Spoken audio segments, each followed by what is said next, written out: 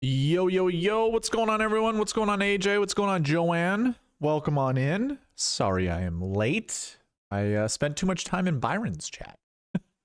You don't know, he goes live Tuesday night, 7 p.m. Eastern time, 6 p.m. Central time. That's the time zone that I live in. So anyways, was doing a little updating, all that good stuff, but welcome in, either way.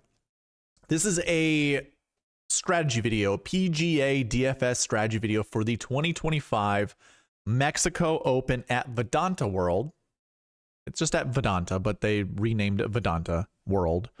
And it's really just going over everything you're going to want to know on the golf tournament, the golf course, diving into the DFS, the daily fantasy sports specific strategies with lineup building. So if you're new to the channel, welcome in.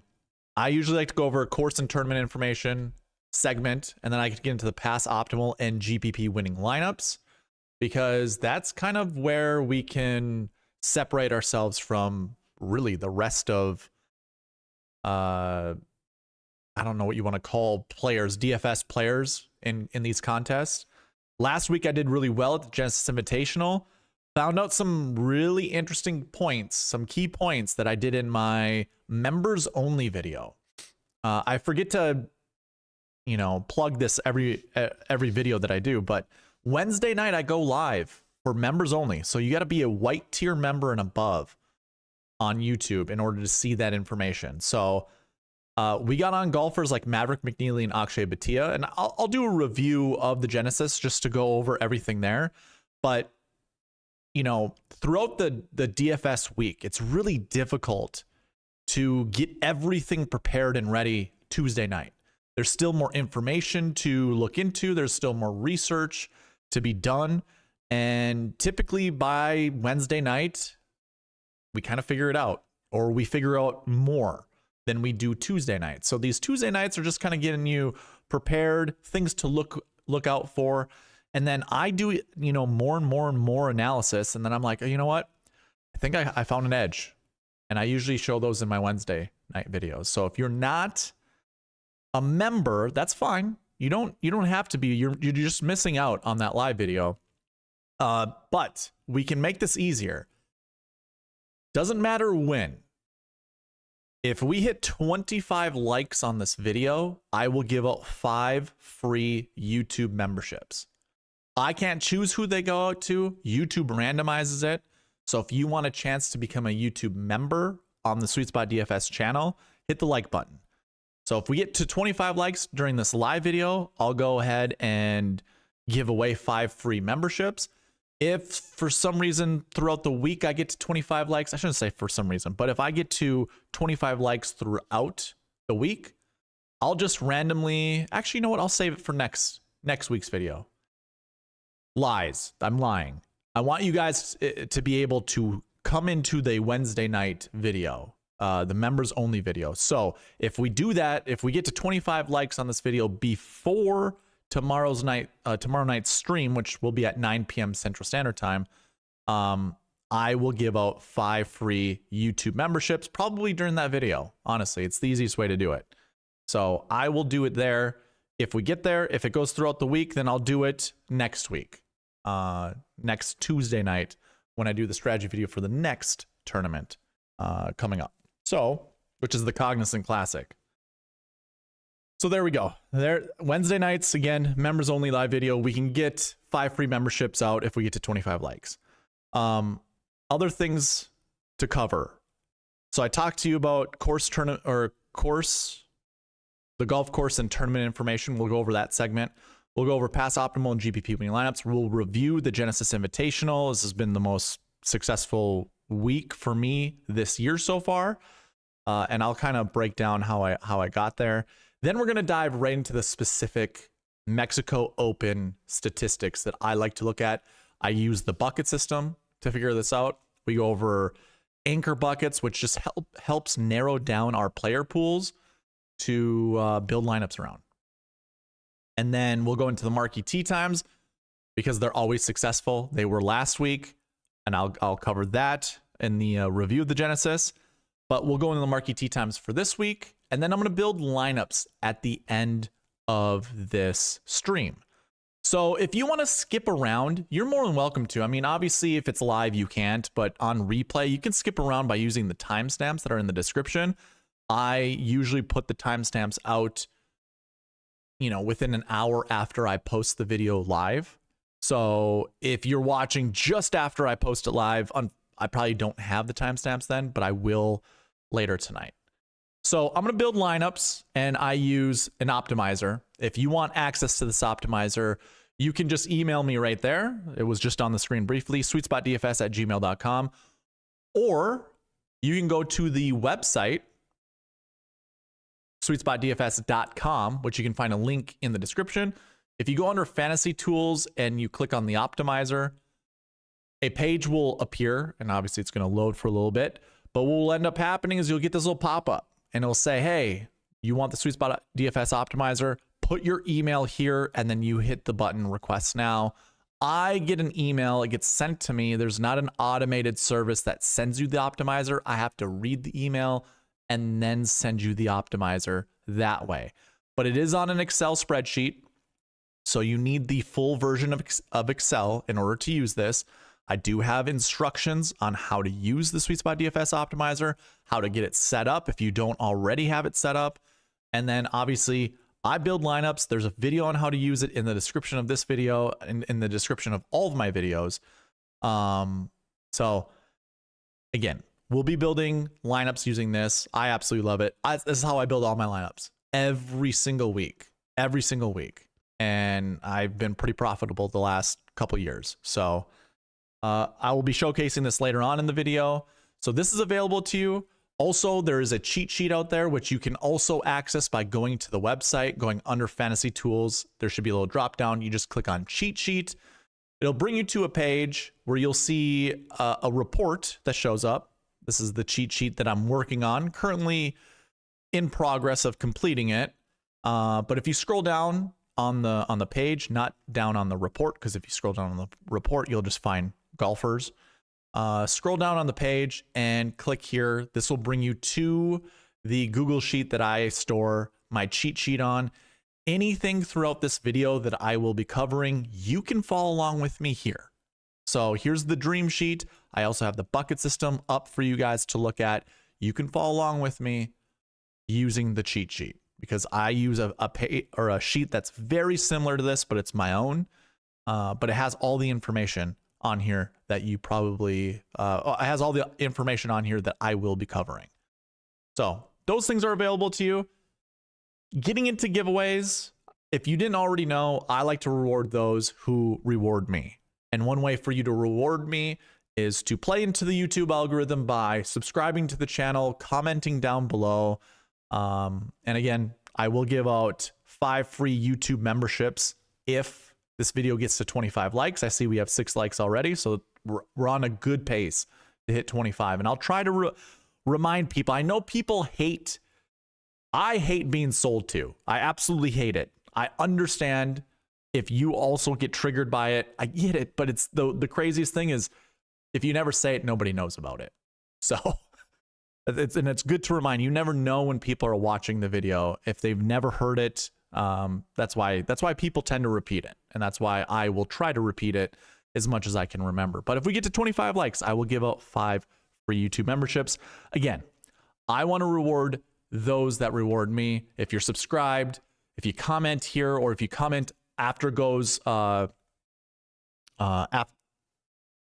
the video goes live, so it's on replay, you will get entries into the giveaway. Now I do a roll call every single 1 hour mark. It's going to be just before or just after, but it'll be around the 1 hour mark. I will do a roll call. If you don't know what I'm talking about, basically if I say, hey, for those in the chat, leave this phrase, leave this word, you will get an entry into the roll call. And I always pull up a sheet like this and I enter you guys' names. So really this week I had 23 entries. And just to pull up the giveaway again, I'm giving away $5 every single week, every Tuesday for you guys that participate on the channel. And then monthly, I'm going to give away $100 if we reach the sub goal, which we're one away from. We're one subscriber away from hitting the goal of 800 subscribers. Now, if you're watching this and you're not subscribed, I highly encourage you to subscribe. I'd appreciate it. The people in the chat would appreciate it. The people that might win $100 will appreciate it. And if you want to win $100, all you do is comment. Comment on this when it goes live, after it goes live. Be here during the roll calls. Again, at every 1 hour mark, I do roll calls. That's how you get entries into the giveaway. And it doesn't matter if you've only left one, if you only have one entry. How many times have we seen one entry win? Not only the weekly subscriber giveaway, but the monthly subscriber giveaway. So, yeah, it's all worth it. Again, I like to reward those that reward me. And the way for you to reward me is to subscribe, comment down below, all that good stuff. It helps the YouTube algorithm out. So, one subscriber away. And one thing to note, if you're number 800, that doesn't mean the channel subscribers stay at 800. Believe it or not, people unsubscribe. There could be bots that are subscribed to this channel. So if you see it's at 800 and you could be 801 or you could be 802, I highly encourage you to subscribe, because chances are we'll dip below 800 by the time I do the monthly giveaway. So don't think you're safe. Let's try to get the subscribers up as much as we can. All right, I've done enough selling and trying to get you guys to subscribe and all that good stuff. Let's stop there and run the giveaway. So 23 entries into last week's giveaway. This is for $5. Each one of these entries will go into the monthly giveaway. Drum roll, please. Austin Reed. He is a new subscriber to the channel. Austin, you're going to have to reach out to me. Let me know how I can send you this money, whether it's through Google Pay, PayPal, Venmo, whatever, however you need it, within reason, I suppose. So congratulations, man. Hey, I'm number 800. Ashley Jones. There we go. There we go. So next Tuesday, if I keep, or not next Tuesday, I'm sorry. It's the Tuesday of the next month. Just so you know, just so you're aware, I run every monthly giveaway the first Tuesday of the month. Whatever that strategy video is when I do the monthly giveaway. So if we can retain 800 subscribers, I will give away $100 the first Tuesday in March, which I guess let's take a look. What date is that? Or what day is that? It's the 4th. March 4th. I don't know what tournament that is off the top of my head, but I will be giving away $100 as long as we stay over the 800 subscriber mark. Okay. Again, I hate selling, but I just sold my butt off there. All right. Austin Reed, congratulations. Again, reach out to me. Let me know how I can send you this money. And just to show you guys, all of these entries go right into the monthly subscriber giveaway right here. Now we are at 40 total entries. And it doesn't matter if you just only have one in here. That's it. That's your daughter. Sweet. Thanks, Joanne. It doesn't matter if you only have one entry in here or not, because again, you can ask anybody in the chat, how often do we see one person have one entry win a weekly giveaway or a monthly giveaway? It happens. Okay. I gotta stop. I gotta stop.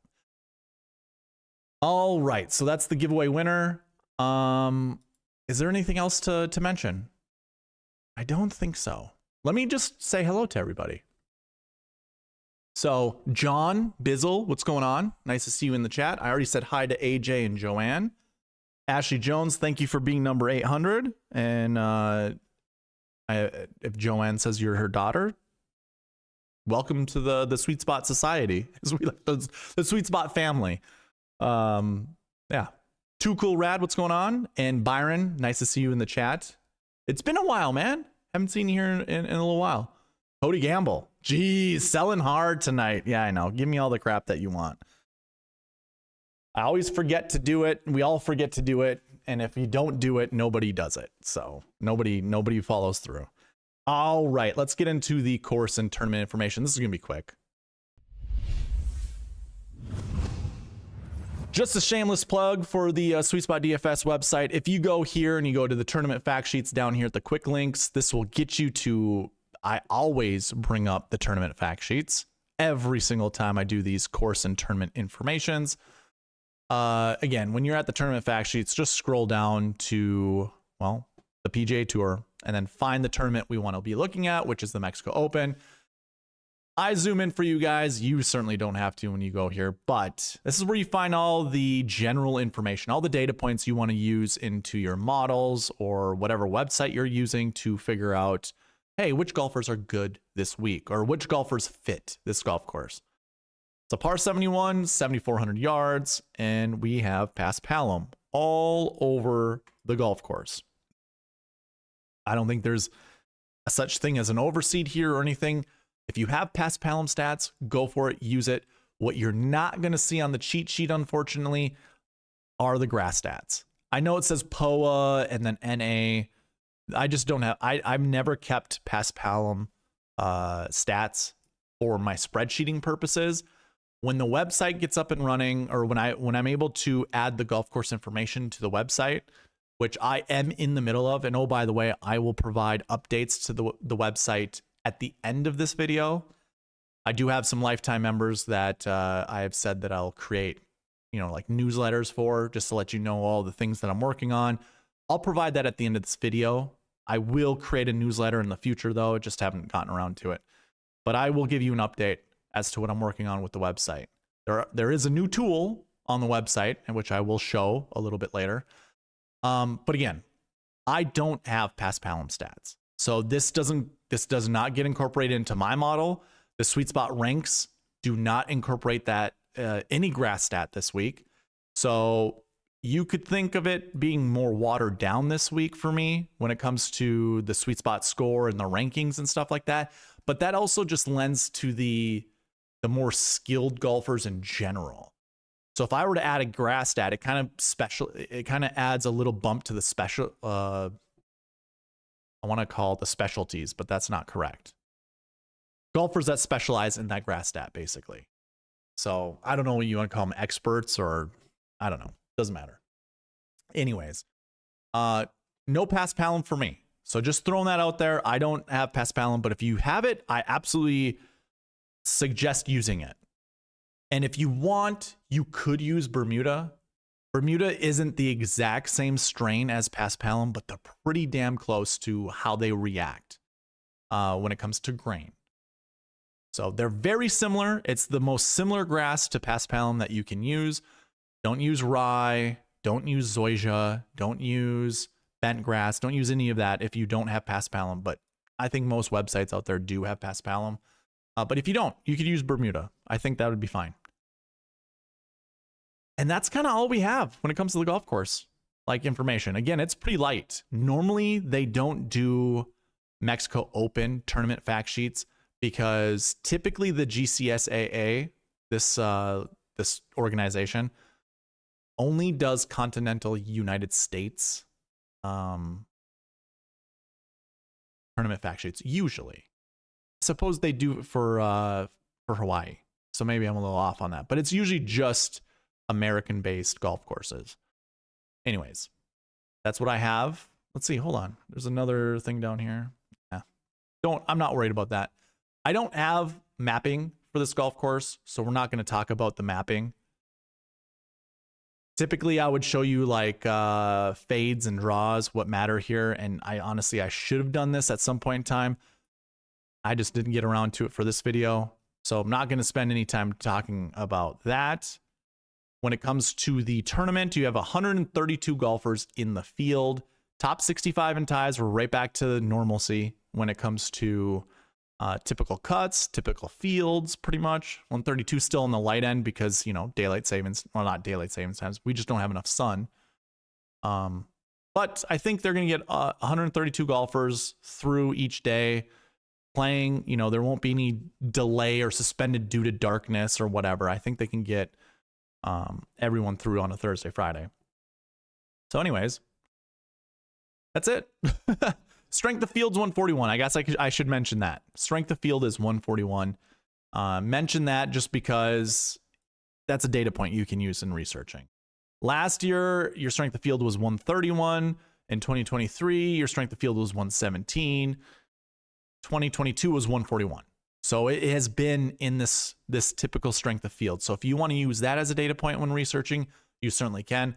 Obviously, you can use Mexico Open stats. I would say this. It goes back to 2022 when Vidanta Vallarta was the golf course that was used. So I wouldn't go past 2022, 2021 and back are your World Golf Championship events, the WGC events.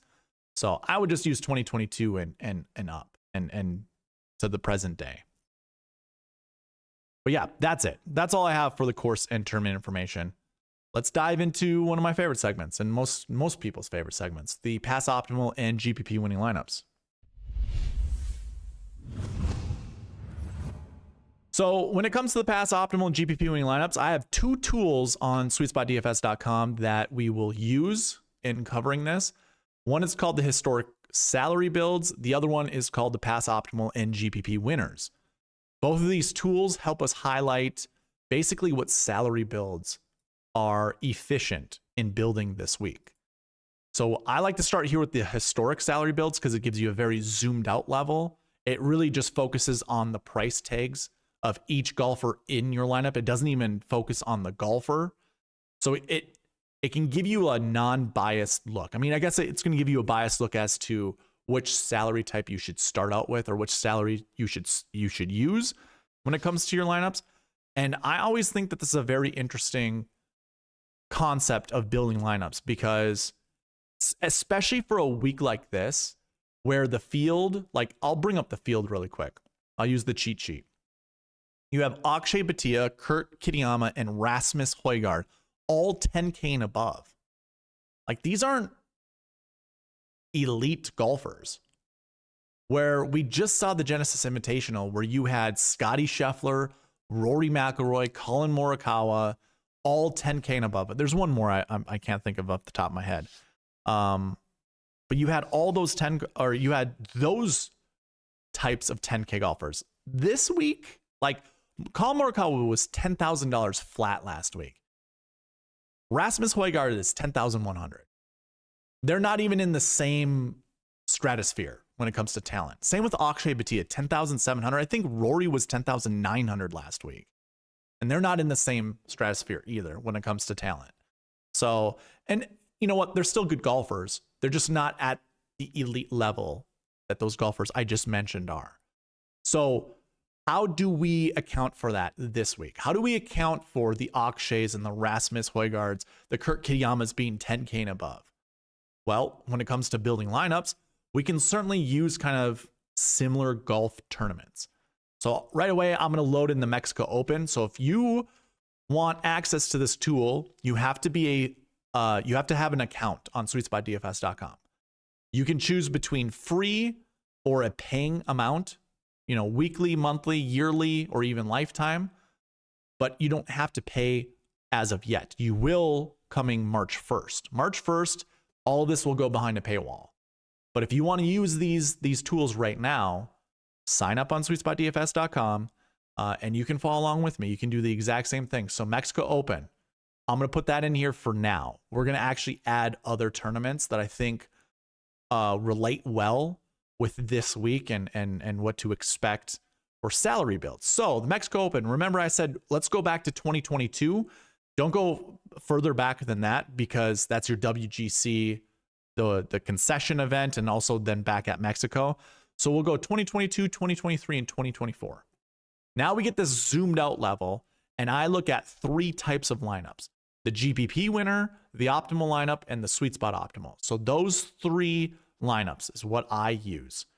So when we do this zoomed out look, there's this table over here that I'm kind of highlighting that you can see on the screen. You can see how many records account for all three of these lineups, like what type of salary builds. The most common, which is just having two, and that's it. It's a 10, 8, 8, 3 7s. That's pretty, I think that's very balanced. If you are not dropping into the 6K, it is a very balanced build in my opinion. Then we get 10, 10, 7, 3 6s, 10, 8, and 4 7Ks, 10, 9, 4 7Ks, 10, 9, 8, 7, 6, 6, 10, 9, 8, 7, 7, 6 is usually where I tell you guys to start out with.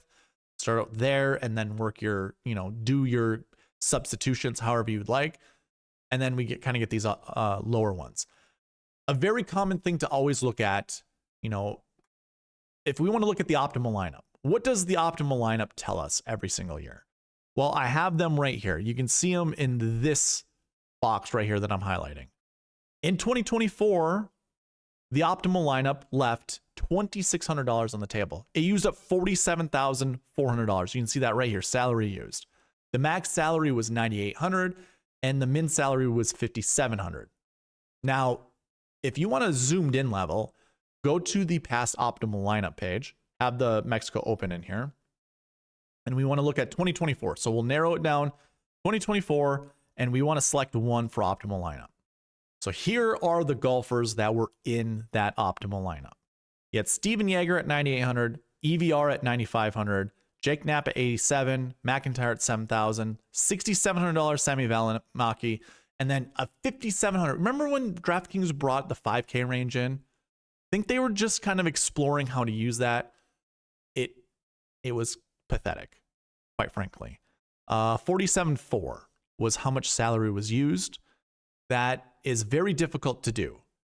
I will have a video somewhere out in the future that talks about the more money you leave on the table, you actually invite more types of lineups you can build. Meaning there are several more possibilities, more combinations of lineups you can actually build, which doesn't make life easier. It makes it harder to win money.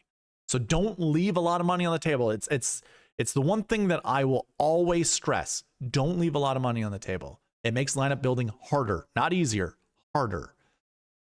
So as you can see again, 47.4, max salary was 98, 9,98766.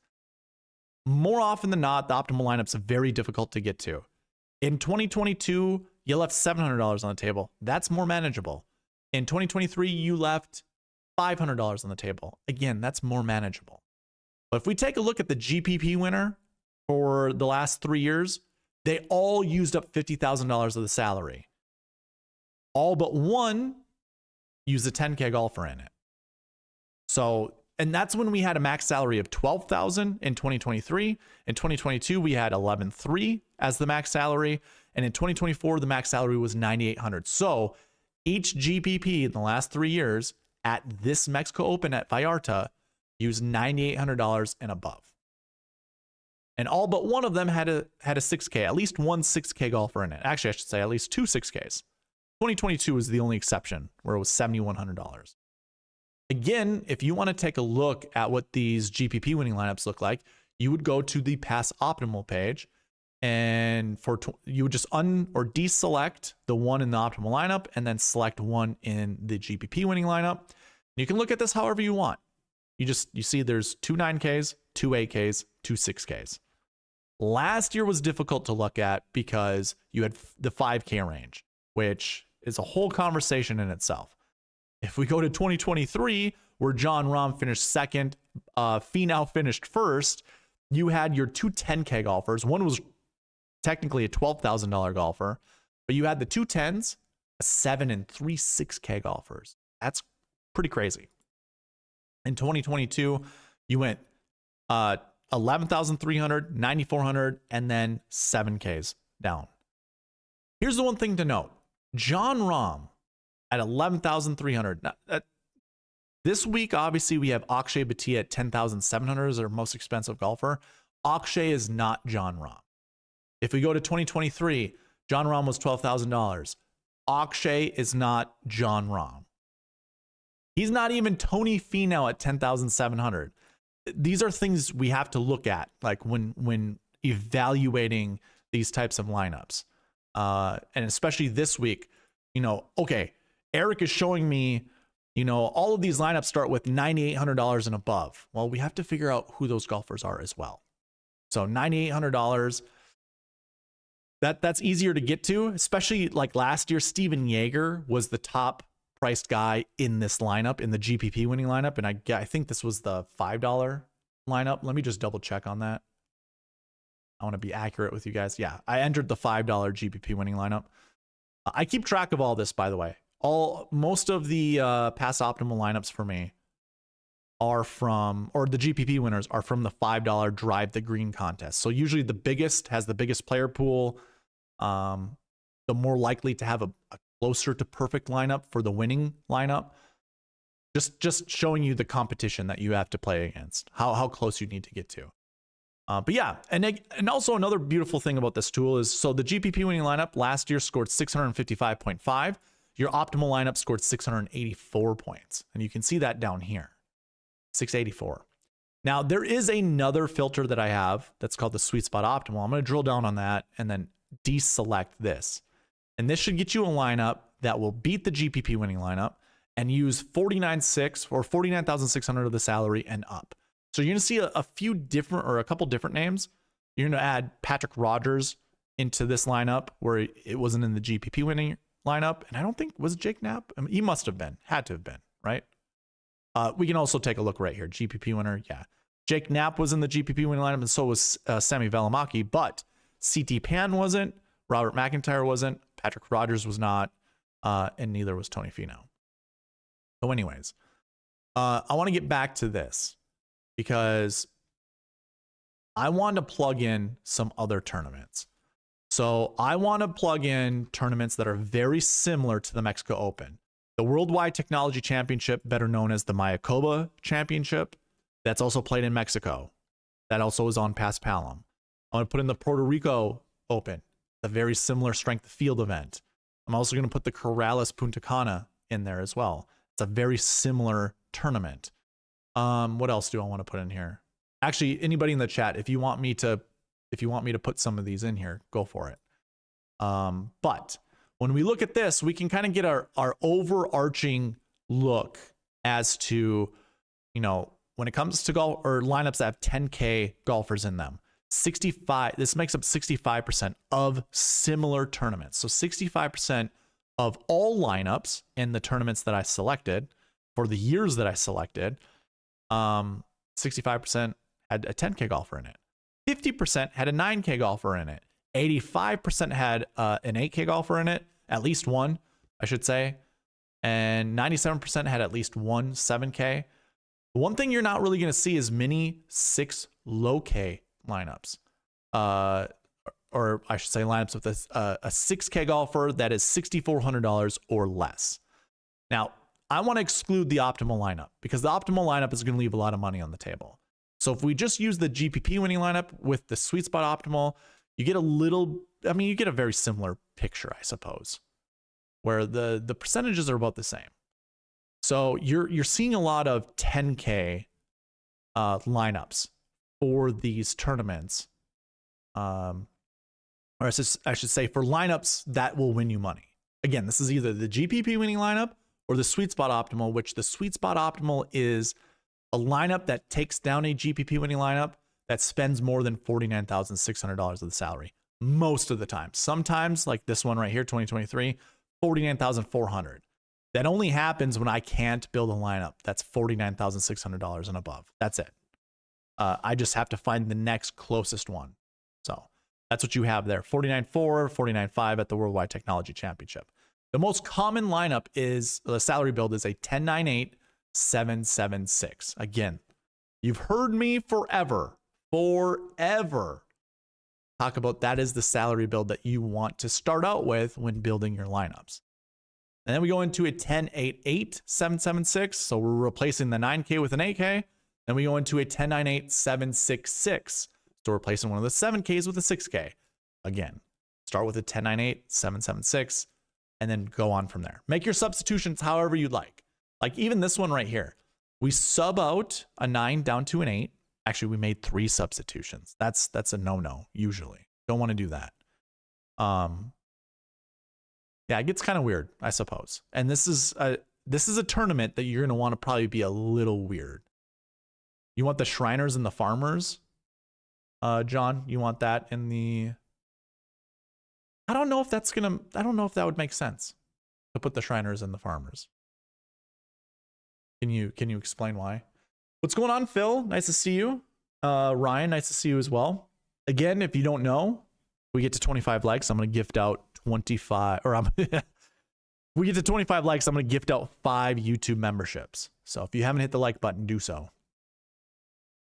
But yeah, this is primarily what I wanted to get to, is try to figure out what type of salary build that I really want to start out with. And it looks like a 10, 9, 8, 7. I want a 10, a 9, an 8, a 7, and at least 1 6. And then determine, do I want 2 6s or 2 7s? And then maybe I mix it up from there. But this is including all the other combinations. Salaries could be wonky this week. It could be, or maybe it won't be. I mean, the salaries when it comes to, you know, the caliber of golfers in the field. Yeah, you know, we have Akshay Bhatia, who is our top price guy. He is not Scotty Scheffler. He is not Rory McIlroy. We all know this. I get it. But in this field, he is the Rory and the Scotty Scheffler comparatively to the field. So I think it's fine. You know, when it comes to salaries, you still want to use as much salary as you can. It makes lineup building easier. That's primarily it. Makes lineup building easier, and we do not have to be afraid of using a 10K golfer. Okay, I think that's all that I want to cover when it comes to pass optimal and GPPing lineups. Again, these tools are available for you, or available to you on SweetSpotDFS.com. There is a link in the description for the website. Go in there, create an account. It's very easy. It's very simple. You don't have to even add. You don't have to add any, like, really, all you need to provide is an email address and a password. That's it. That's how you create your account. And then you can update your profile if you want. Actually, I think you need to add your first and last name too. That's right. So that's all you need to do. You don't have to add a credit card, nothing. Go sign up, SweetSpotDFS.com.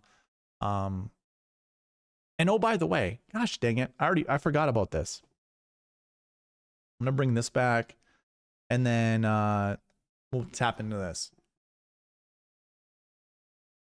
$1,000. I'm gonna give away $1,000 worth of giveaways.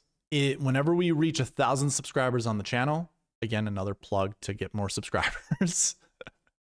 But I'm giving away $1,000 for anyone who signed up on SweetSpotDFS.com.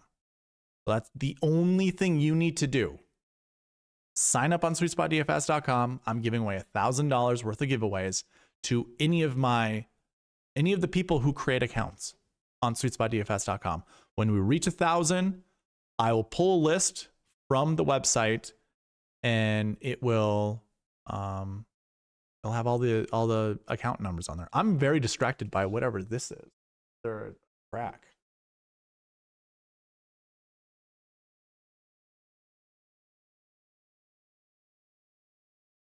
Now it's over there.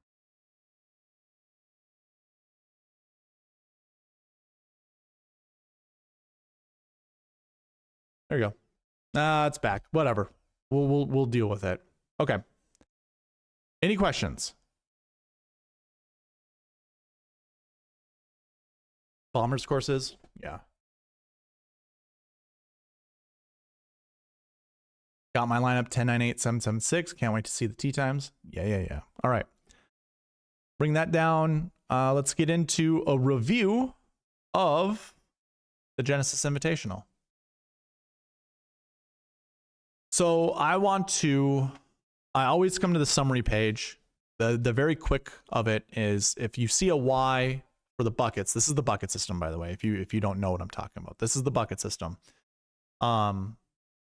And a Y indicates a success, and what that's really looking at, what do the numbers in these fields say? So this top 10 optimal lineup, what do the numbers say here? And what were the projections? So just for this bucket, we're looking at the projections in these two fields there. My projection last week were 2 to 5 golfers from the last year 1 bucket were going to finish inside the top 10. That's how this reads. 5 finished inside the top 10. So that is already inside the projection. But then there were 3 in the optimal lineup, which also fits into the projection. And as you're going to find out when you look down, the rest of these numbers, they all fit inside the projections. So the buckets were 36 out of 36 correct. That's 100%. This is just one part of the sweet spot process. So I'm not even going to look at the rest of the buckets, 100%. When we take a look at your GPP winning lineup versus your optimal versus your sweet spot, here is the main thing. Will the sweet spot process help you take down a GPP? I want to build the best sweet spot optimal lineup I can and compare it to the GPP. And if it does take it down, then the sweet spot process was 100%. There's another segment to this. Let's actually talk about that first. It's called the Marquee Tee Times. Now, every single week I go over this. Last week when we reviewed the WM Phoenix Open, it didn't work out. This week it does. So what I tell all of you, and what I'm going to be telling you very shortly for the Mexico Open, is you want to select 2 to 4 golfers from the Marquee Tee Times. Do not pair them up with anyone else that's playing in their group and put them in your lineup. So how this looks like, I'm gonna highlight every three golfers. And what you're gonna find I shouldn't even say only. The little black tick marks right here indicate an optimal lineup golfer. That means they were in the optimal lineup. Tony Finau was in the optimal lineup. Patrick Cantlay was in the optimal lineup, and Ludwig Oberg were in the optimal lineup. Those three golfers did not play with each other. Thursday, Friday. These are Thursday, Friday tee times. These are what are called the Marquee Tee Times. You're going to see good finishes with golfers from their groups, but as you can see how I have it highlighted, you have three optimal lineup golfers that did not play together. The price tags here in green indicate sweet spot optimal lineup golfers. None of those guys played together, obviously, because it follows the sweet spot rules. And then your GPP winning lineup had Scotty and Ludwig in its lineup. Remember, 2 to 4. I've got 2 covered, I've got 3 covered, and I've got 4 covered with the different lineups that you see on the screen. This hits on like a 95% hit rate. It's insane how often this works. I look at the top 9 groups. We select 2 to 4 golfers from it. This completely narrows down your range of golfers you can actually put into your lineup. And then we just got to find the rest of the lineup from there. So this is a 27-man pool because it's 9 groups with 3 golfers in it, 27 golfers.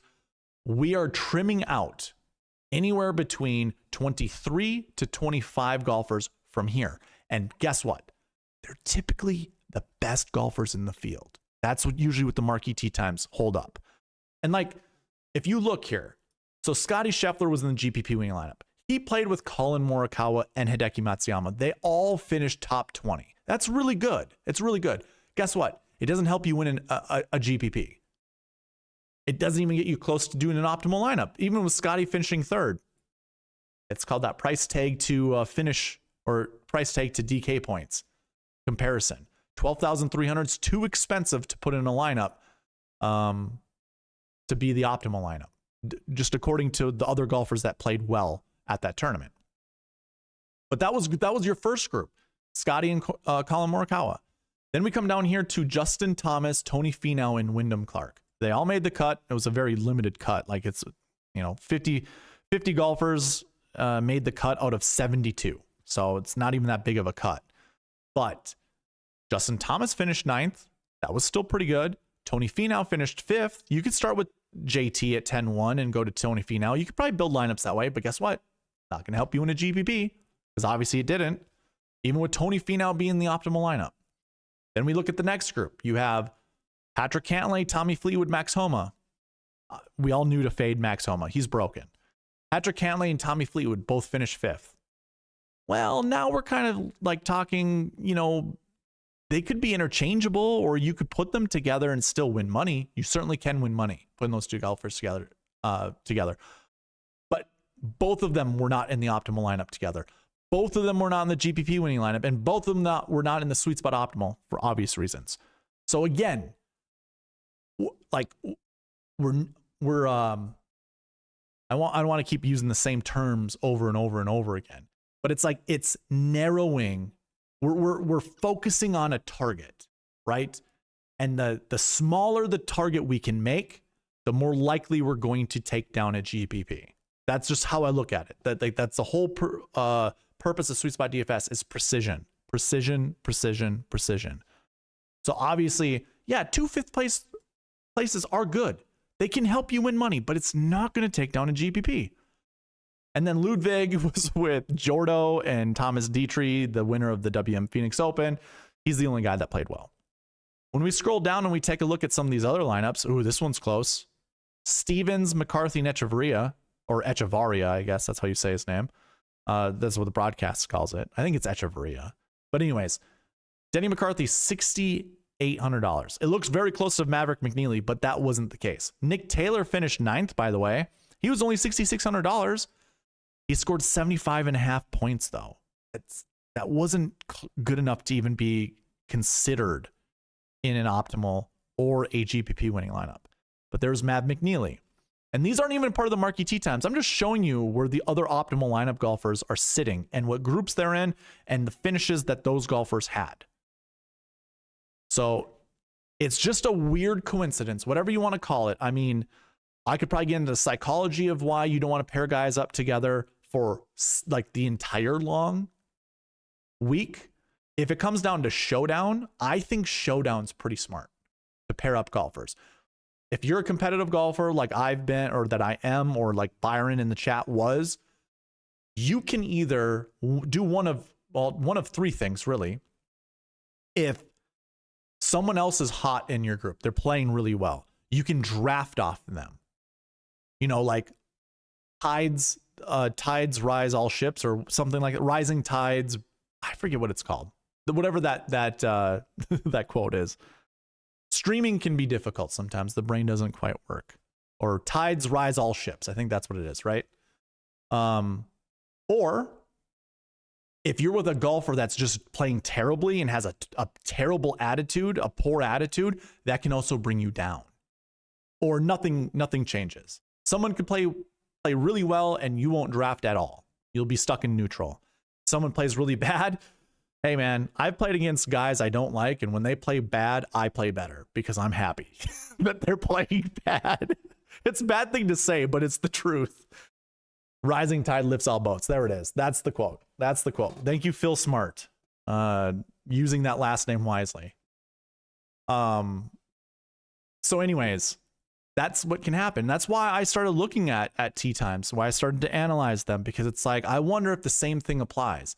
And when you hear certain golfers on the PGA Tour talk about it also, you know, like when Bubba Watson was on the PGA Tour, he was voted the worst person to play with, or the least popular golfer on tour. He seems like a nutbag, right? He was very belligerent in his younger years. If you go back and you watch some of his clips, he's yelling at people who are just walking while he's setting up. You know, walking on the opposite side, trying to speed up play. He was yelling at them. I can't imagine what it'd be like to play with Jordan Spieth. Jordan Spieth would probably be a nightmare to play with too. The quirkiness that comes with him, the fidgety energy that he has, ooh, it would bother the hell out of me, honestly. But anyways, that's why I like to look at the Marquee Tee Times. And obviously at the Genesis Invitational, it worked. And then just to, I guess I went a little long on that. The optimal lineup scored 596.5 points. Your GPP winning lineup scored 554.5. So there was a 40-point difference, and the SweetSpot optimal scored 578.5. This SweetSpot optimal on my spreadsheet follows the SweetSpot rules. The SweetSpot optimal that I'm going to be putting into the website is the best lineup, just the best lineup. Doesn't have to follow SweetSpot rules or anything. The best lineup, 49,600 and above. And that was this one right here. Ludwig, McNeely, Scotty Scheffler, believe it or not, Patrick Rogers, Denny McCarthy, and Akshay Bhatia. So that was your SweetSpot optimal. And in fact, if you go into past optimals here, and let's clear filters, That's a button you can use, clears all the filters. I almost thought it wasn't going to. That'd have been sad. And then put in Genesis, not M Genesis, but Genesis. The Genesis Invitational, and we look at 2025. More filters, SweetSpot Optimal. You can see that lineup right here. 10, 9, 2 7s, 2 6s. There you have 592.5 points. 592.5. I don't even think these lineup, I don't think any of these golfers were paired up together either. So it just must not have followed the bucket system perfectly. That's probably the only reason why this wasn't your SweetSpot Optimal on the spreadsheet. But either way, where am I trying to get to? Right here. SweetSpot Optimal used up 49,700, and it was 20 points clear of the GPP winning lineup. I did very, very well at the Genesis Invitational. I put in $69, nice, and got back 174. And a user reached out to me and was kind of, I'm not going to get into the minutia of the email, but I told him my favorite contest on DraftKings is to do the 25-cent winner take alls. This is how I won my $174. I max enter every single one of those contests. I max enter every single one of those contests. And that gives you 7 lineups per contest. I then rank them differently. And I also show this during my members only video Wednesday night. You got to be a white tier member and above to watch that video. Or to be there live and even to watch it afterwards. So I sort them in a way where I can put one lineup into 2 contests, 2 separate winner take all contests, because if it does well, it's got a chance to win 2 of those contests. And that's what happened. I had one lineup win 2 contests for me. So that's $100. And then I had another lineup that finished first in one contest, but second in another. So I almost won an additional 50, which was close to almost winning 200 for the whole tournament. So I don't really remember the lineup that I had, but it was a Scotty Scheffler Ludwig lineup, and then the other one was a Rory McIlroy Ludwig lineup. So those 2 lineups helped me have the most successful week that I've had this year, because it's been tough sledding. Like Byron, hey man, I'm right there with you. Byron's had a cold spell of luck. I kind of had as well, but we got some money back this week, or this last week. Anyways, let's move on to, actually, I'll say hello to Lombardi Lee. What's going on, man? Nice to see you. By the way, we're at 15 likes. 10 more likes, and I give away 5 YouTube memberships. Just throwing that out there. 10 more likes. All right, let's get into the bucket system for the Mexico Open.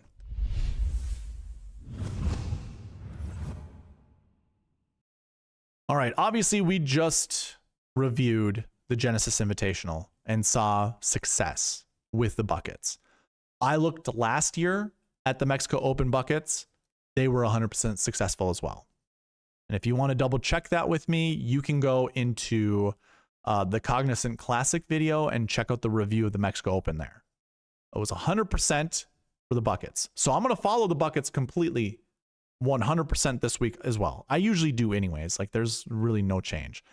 And if you want the optimizer, those bucket conditionals are in here already. It's all within this box that you see there.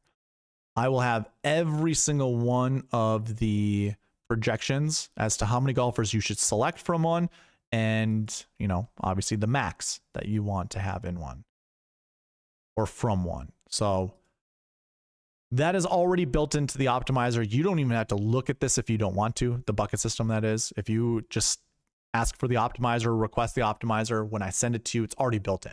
You don't have to even worry about it. So just a quick refresher on how to read this. If you are on the cheat sheet, which again is available to you as well, if you're on the cheat sheet looking at the projections, When we look at the minimum projection, and I know it's backwards, the minimum should be over on this side, but it's right here. The minimum says 1.47. 1.47, we always round down in the minimum projection, so that turns into a 1. The max projection for this bucket last year one is 2.45. We round up. So this total projection is 1 to 3 golfers. We want to select 1 to 3 golfers who finished inside the top 20 last year at the Mexico Open. There are 14 golfers in the field this week that top 20 last year. So obviously there's some top 20 or top 10 finishers that aren't playing this week, including Tony Finau, I believe. I think he finished 13th. That's fine. Last year we had 15 golfers and the projection was the same. There were 15 total golfers and I believe 2 or 3 of them finished inside the top 10. So we can look out for that again this week. I think that's fine. Now that's just a refresher on how to read the buckets. You always want a 2-point buffer between the minimum and the maximum. So if you look at this bucket right here, last year 2 says 0.46 to 0.76. Technically, if you round down with this, it's 0. And if you round up with this, it's 1. But we want a 2-point buffer between them. And since you can't go below 0, we have to go up. So this is a 0 to 2 projection. Just throwing that out there so you guys understand. So now that you guys know how to read that, I'll leave it for you guys to take a look at. Personally, what I want to do for this video is filter by condition on the max projection. I want to go greater than or equal to 2. And this pretty much means that the projection and the minimum is going to be 1 or greater. Most of the time, that's what that means. I'm going to make some adjustments here. We're not going to look at each one of these buckets, but technically, these would be your anchor buckets, all of them. I will say I'm probably not including course history 1 or course history 6 because those numbers are so close to being under 2 in my conservative max projection. So basically, I'm probably not going to include this bucket or this bucket. I'm also probably not going to include this bucket, which are the 9K golfers.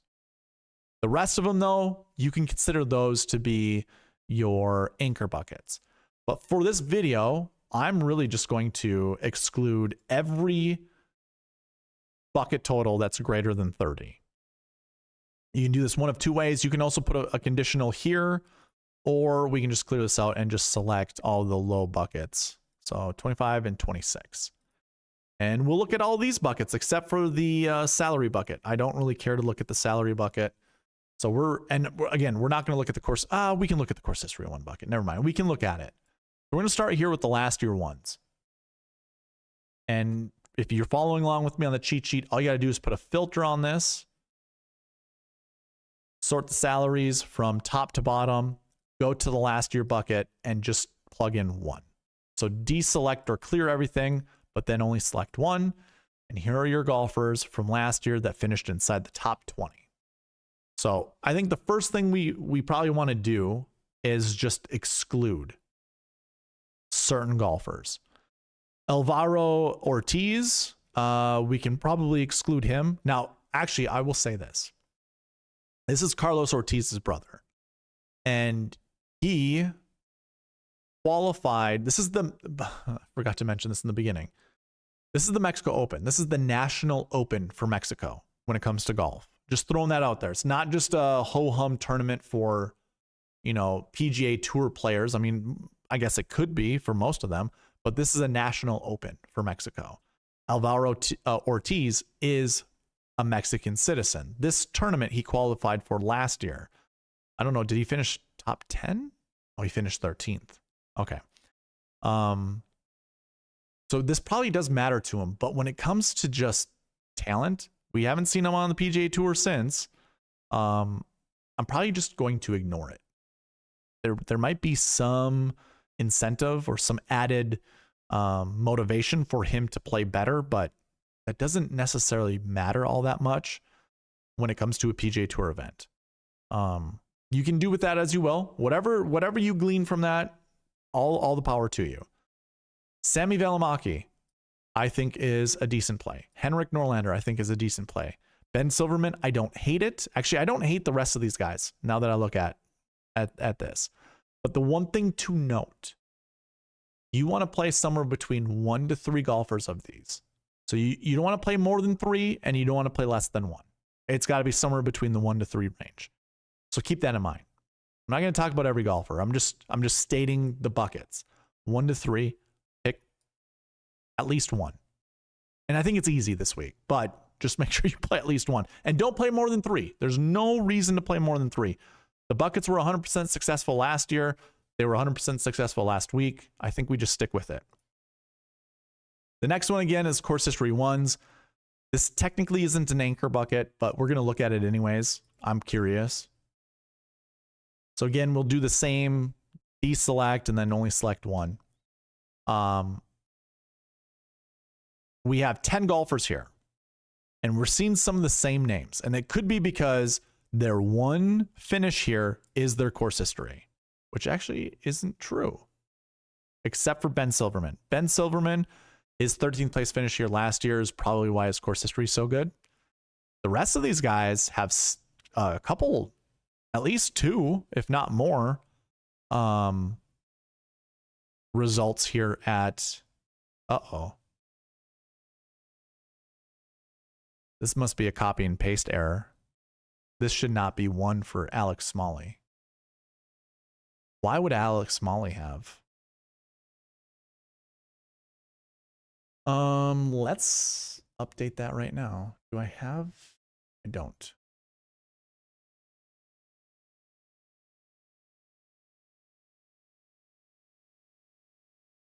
Not sure why it would show that.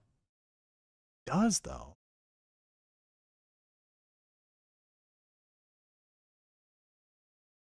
Huh.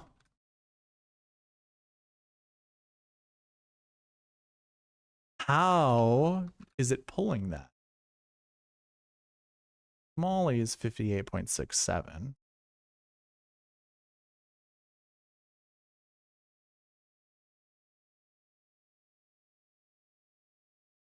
All right. RF. Oh, no. Okay.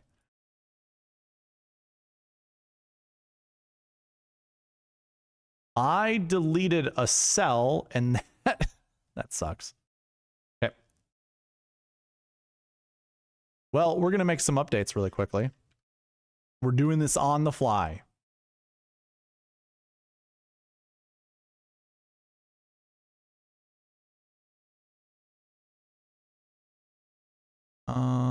I don't think that's going to change. Oh, it does change this one. Okay, that's fine. It is okay. We are okay.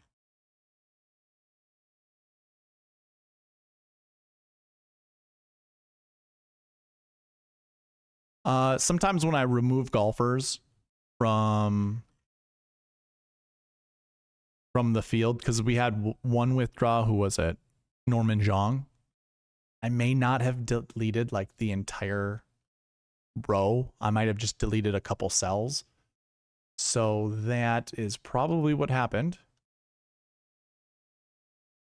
Let's go ahead and make these updates really quickly. Okay. Okay.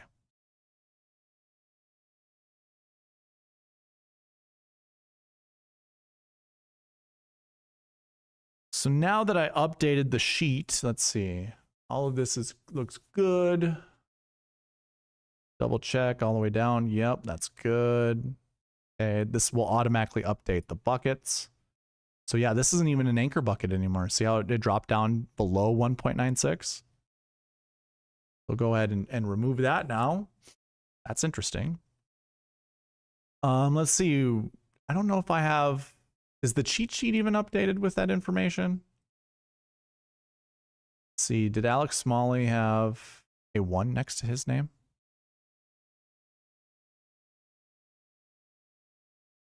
No, he did not. Oh, he does. Yes, he does. Okay.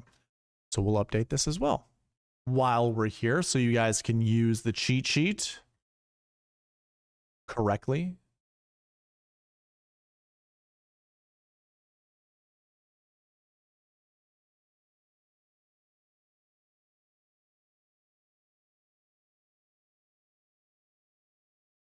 Okay. So those are all updated, and I guess I can update the bucket system as well.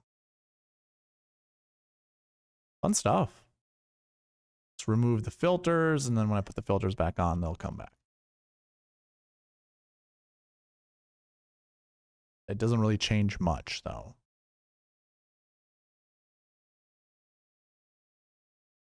Okay. My filters are back on. We're back in business. We're not even going to talk about the course history in one buckets anymore. Nothing really has changed with the other buckets that we were just talking about, so we're all good. We're all good. Wait, I thought it was 2 to 4 marquee group guys. What do you mean? What got updated on the cheat sheet? Was it a bunch of stuff? No, it was course history. It was just course history. So the course history numbers were a little off because something shifted when I made an update. So that's it. But the bucket system did change. The last year ones was like 1 point something to 2.04 or whatever, and that changed from 1 point something to 1.96. So that one also got updated. Nothing when it comes to the Marquee Tee Times, or not the Marquee Tee Times, I'm sorry, the anchor buckets. Nothing really changed with this. We can look at recent form 2s, which is having good recent form. So when we take a look here again, just go ahead and put a filter on everything. We're no longer looking at the course history 1 bucket. We're going to look at recent form 2. We don't even have a recent form 1 golfer in the field. So when we look at this bucket, we have Akshay and Rasmus at $10,000 and above. You also have Sam Stevens, that's $9,800. Remember when we looked at the pass optimal and GPP winning lineups for the Mexico Open, we saw $9,800 and above being used. Maybe this is where you grab those golfers, well, at least one of them. So it could be Akshay, it could be Rasmus, or even maybe Sam Stevens. The rest of the groups here, or the rest of the golfers here, I actually really like too. You got both Højgaard brothers there. There's no coincidence why they are the thumbnail. I almost, if there was a bet where you could say, like, I wonder what the odds would be if one of the Højgaard brothers finishes inside the top 10. Like, if you could just bet Højgaard instead of Nikolai or Rasmus and just put top 10, I think one of them does finish inside the top 10. I actually don't mind playing both of them, and I think I'm just going to create a meme lineup that has both of those golfers in it. Rasmus and Nikolai, just for the memes, just to see if I can take down a GPP with both of those guys in it when my thumbnail has both of them in it. For some reason, I thought your marquee group rule used to be 2 to 4 from groups 1 through 9. Yes. I mean, I just covered the entire field last week, or when I did a review of the Genesis, but we did go over the top 9 groups, and it is 2 to 4 out of the top 9 groups. And that's what we saw. You saw 2 golfers in the GPP winning lineup that were in those groups in the Marquee Tee Times. You saw 3 SweetSpot optimal lineup. No, you saw 3 optimal lineup golfers from the Marquee Tee Times, and you saw 4 SweetSpot optimal lineup golfers in the Marquee Tee Times. Anyways, recent form 2s. Akshay, Rasmus, Stevens, all great picks. Hall, I mean, all of these guys. I don't even Manacero. So here's a wonderful thing. I just came from Byron's video. He really likes Matteo Manacero. He also really likes Ryan Gerard. He did cover Alex Smalley here and there. I don't really know about the rest of the guys. I don't think he was really on any of these golfers. Here's what I will say. If you like both of these golfers, the max is 3. You don't want to play more than 3 golfers from this bucket. However, if it was just those 2, Gerard and Manacero, I think that's fine. But if you wanted to add a 10K golfer or even a $9,800 golfer, I think, or a 9K golfer, I should say, I think that's fine. I will say this though, don't play more than 3. I know it's tempting. There's a lot of good names there. Just don't do it. Last year, the buckets were 100% successful. Why mess around with it? Okay. The next bucket, recent form 3s. So we're just shifting to a different bucket within the stat, this is your next best golfers in the field that have been playing recently. And this projection is 1 to 4. 1.99 to 3.31. 1 to 4. So we can play up to 4 golfers from here. And you'll see a lot of names. Like Joanne in Byron's chat said she liked Hayden Springer. Beautiful. Love that.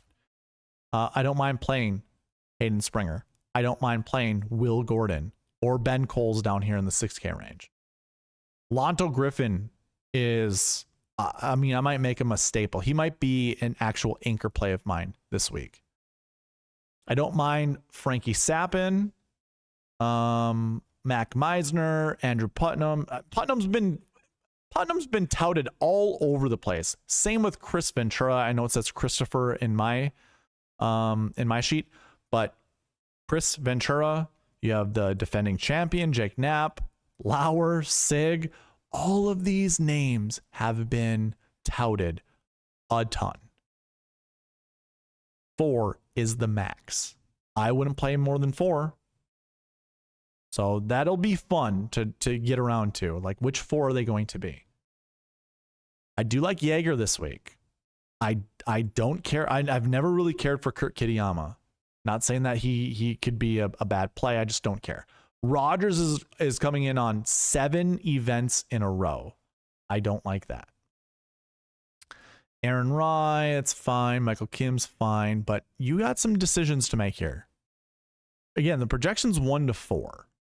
So hopefully this will limit you overexposing yourself to some of these golfers.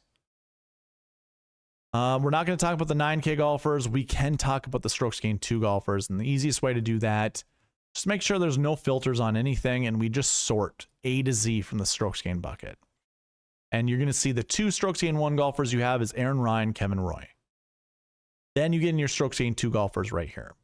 And there are already some names we can just cross off. Fred Biondi, cross him off. Mason Anderson, you know, I watched him play a little bit. I think it was of the Farmers, I want to say. I think. Let me double check. Mason Anderson, how much do you cost? $6,100. Where did I see you? 61. Yeah, I think it was the Farmers. Pretty sure it was the Farmers. He almost made the cut. They were showing him because he was close to the cut line. Kid looks like he's got talent, but I think I can just ignore Mason Anderson. There's Alvaro Ortiz. We already mentioned him before. Carlos Ortiz's brother, qualified. This is the Mexico Open. This is his home country. This is the National Open for Mexico. So probably matters a little bit more to him than most. Hayden Springer's 28th in my model at $6,800. Probably the best value you're going to find down here. I also don't mind KH Lee or Matty Schmid, like those golfers. Aldrich Potteether, as Byron would say. I mean, you got to put more in there. Potteether. Victor Perez, 15th in my model, by the way, which is really interesting. I was watching Drew Matthews do his Spectrum data, and Ortiz is one of the Spectrum Edge golfers, one of the top Spectrum Edge golfers. So I actually don't mind going to, if I said Ortiz, I meant Victor Perez. Victor Perez. Any of these golfers, really, I don't mind any of them. I think they're all good plays, and the projection of this bucket's 1 to 3, which is going to be really interesting. I would say this is one of the buckets I would anticipate the projection to get broken. Like there could be more than 3 golfers that finish inside the top 10, but I'm still going to follow the buckets 100%. So that is my, it's my go-to. And I think any of these golfers are great. So if you wanted to do 3 of them, I think that's fine.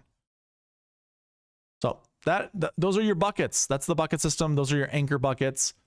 We don't have to spend any more time talking about them. We're getting to the Marquee Tee Times next. And we are already past an hour. So I'm going to save the roll call for asking you to give me 2 to 4 golfers to build lineups around. Don't provide them yet. Just don't provide them yet. We're going to go over the Marquee Tee Times, and then I'll do the roll call. And that'll be the first roll call. Sorry for the delay. Let's get into the Marquee Tee Times. If you are on the cheat sheet, which is available to you, what you'll want to do is put a filter on it and then sort under the group rank and go A to Z. You're going to see the color coordination happens over here in column A. And basically we're going to look at the top 3 golfer, the top 9 groups. And in each group, there are 3 golfers.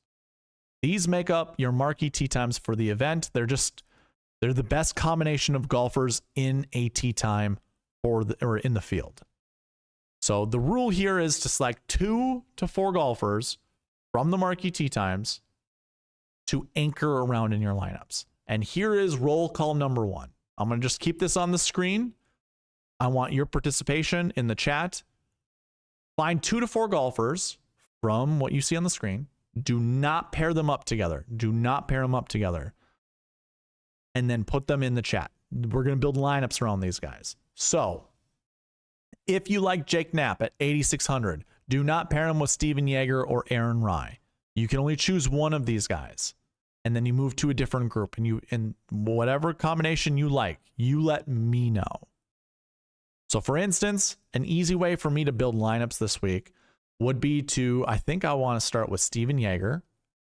Probably going to put in Rasmus Højgaard, which is kind of great because he's playing with Akshay Bhatia. So this is kind of almost giving you a pretty good look. I mean, hey, Kurt Kitayama, who's at $10,000 even, I think. He's the only other 10K golfer, and I think this week we want to play a 10K golfer. So you have to choose between Rasmus or Akshay. How lovely. You know, like it's kind of almost reinforcing it's probably going to be one of those guys, which means don't play Patrick Rodgers. I'm not going to play Patrick Rodgers. I mean, he's a good player. If you want to play him, go for it. But anyways, I could go Steven Yeager, Rasmus Højgaard. I like Henrik Norlander. Got no issue playing him. By the way, Vince Whaley, I don't think he's ever made a cut at this event. Looking down here, Ben Silverman, the Mustache Man, Chandler Phillips, Mac Meisner. I don't really care. Let's put in Chris Ventura. And then Sam Stevens. Easy. $9,800, 96. So, I can't do that. No. That's probably too expensive. Too rich for my blood. Actually, maybe I do it this way. Sam Stevens and then Jake Knapp. You go those 4 golfers. I have a 10K golfer. I selected Nate Lashley on accident. Could go 10K in Rasmus, 9K in Sam Stevens, 8K in Jake Knapp, 7K in Chris Ventura. What did I say about the pass optimal and GPP winning lineups? 10, 9, 8, 7, and we have to choose if we want 2 6s or 1 6. And I already have my 10, 8, 7. And a 6. I already have 1 6 in there. Yeah, we got our 10, our 9, our 8, and whoa. 10, 9, 8. I picked 5. Sorry, I picked 5. My bad. I knew it was weird. It was weird. Let's not put Norlander in there. There. Those 4 golfers. I've got my 10, my 9, an 8, and a 7. Dagger 720. What's going on, man?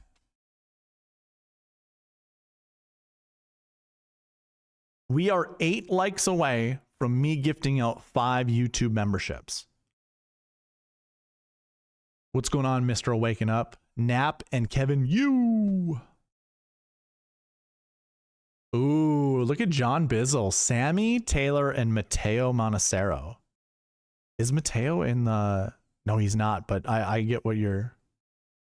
I get what you're putting down.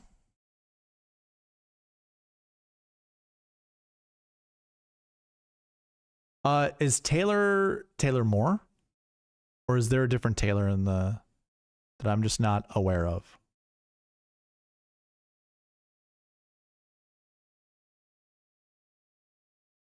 Joanne, what's going on? Yeager, Ventura, and Springer. Love it. Love it, love it, love it.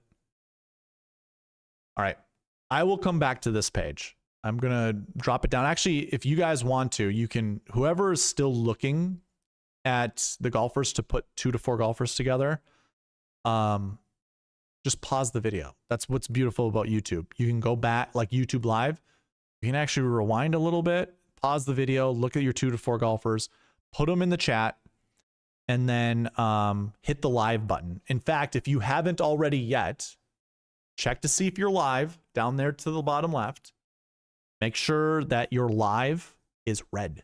There's a red light that comes with your live. That means you're caught up. And if you're unsure, just click it anyways, and it will bring you up, or it won't do anything at all.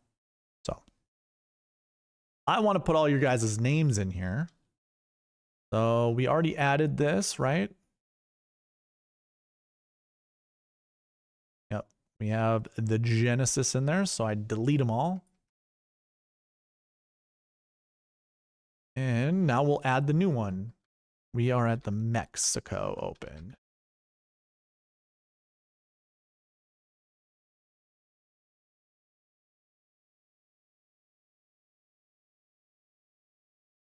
And again, I do these roll calls at every 1 hour mark.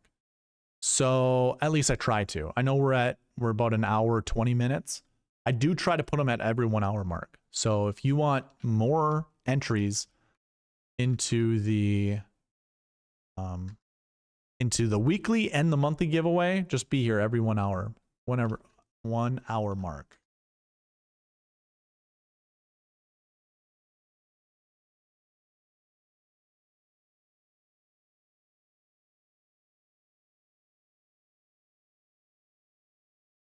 Bill Paul, what's going on, man? Feel like I haven't seen you in a while.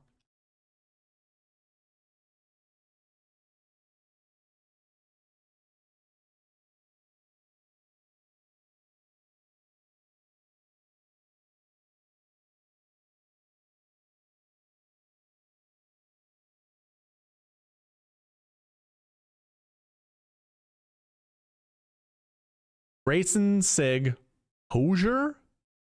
Are we talking about Hosler? And then Matty Schmid. Hey, good call, Cody Gamble. You're right. I said this during the Genesis Invitational. I'm actually going to go back to the Genesis Invitational. I forgot to mention this. That was one of the things I looked at as well. All right. If you are just coming into the chat right now, give me 2 to 4 golfers to build your lineups around. Preferably from the Marquee Tee Times. I'm gonna cast some shade on you if you don't do it from the Marquee Tee Times and we find out that you broke the rules. You can give me 2 to 4 golfers, however you want, and that'll get you an entry into this giveaway. All right, I'm gonna go back to the Genesis Invitational really quick. So I'll zoom in. During the live members only video I do Wednesday night, these are for YouTube members from the white tier and up membership.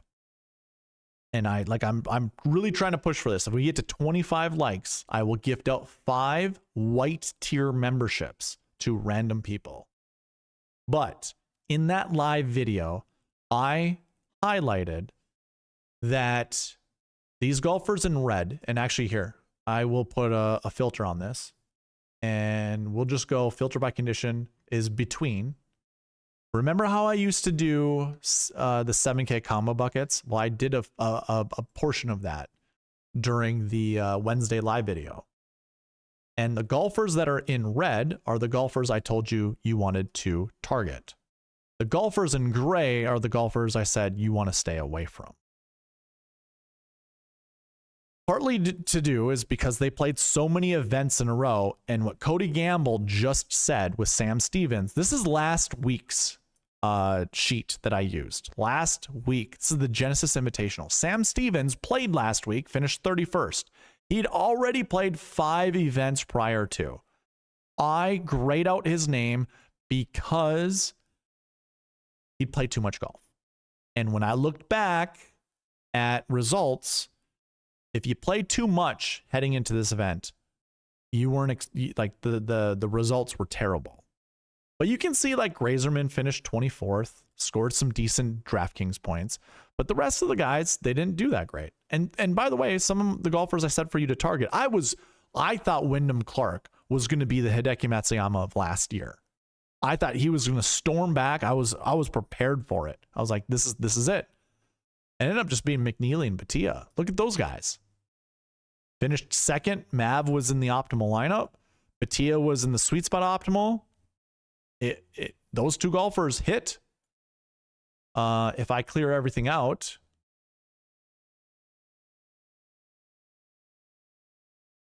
you will see, though, I also did this for Patrick Rodgers. Now, Patrick Rodgers had 2 missed cuts, meaning he had 2 less rounds of golf than Sam Stevens. I still think it counts. Like, don't get me wrong. 2, or I should say 4 less rounds altogether. That gives you a bit more time to rest and relax.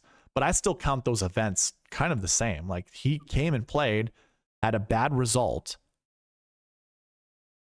you know, at those ones that he missed the cut at. That's going to plague you. It's going to weigh on you. Now, he did miss the week before. He missed the cut the week before. Maybe that's what actually helped him.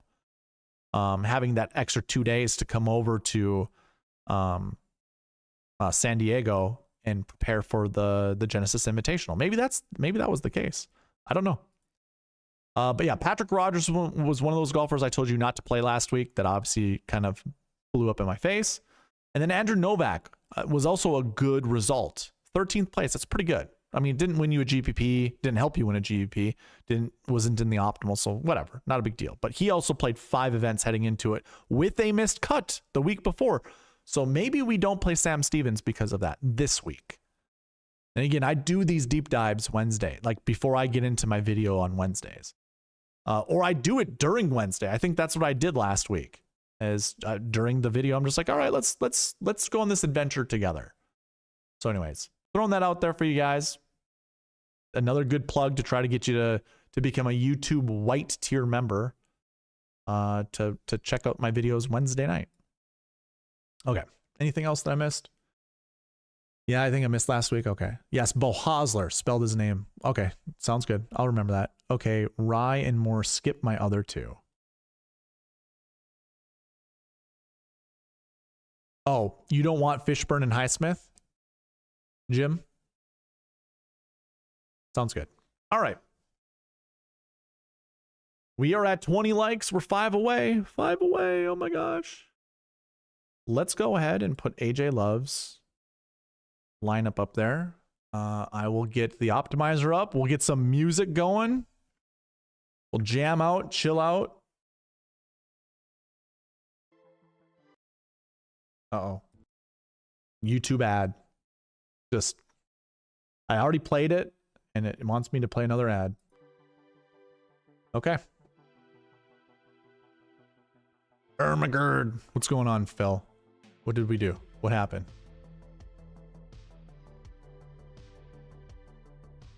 Did we mess things up?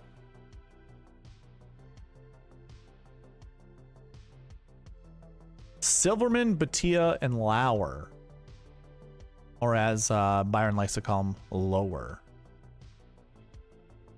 A little bit lower now.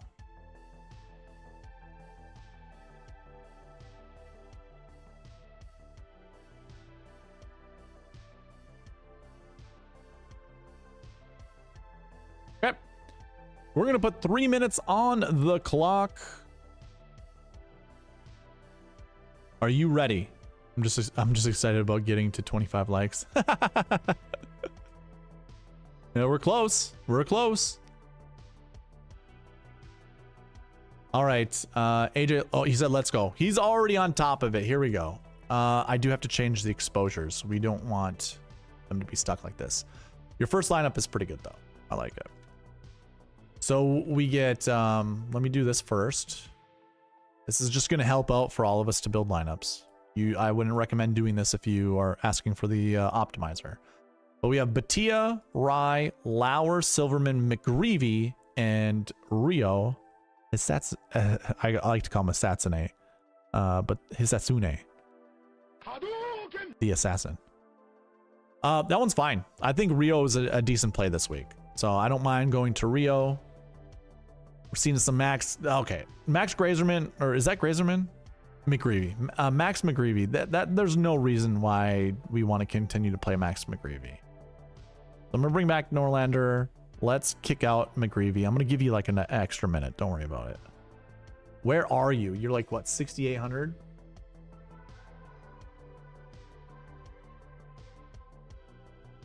$6,900. Okay. Yeah, I'll give you like an additional minute. Been here since 2016. What are you talking about? I haven't even been. This channel's only since 2019. Max is out. Okay, perfect. This lineup is pretty decent. Batia, Jaeger, Lauer, Silverman, McCarty, and Hayden Springer. Max is out, huh? Are we talking about the correct Max? This is a good lineup too. Batia, Taylor Moore, Justin Lauer, Hoffman. I mean, that one deserves the sexy song. It's a good lineup. It is deserving of a highlight. We will paint it red.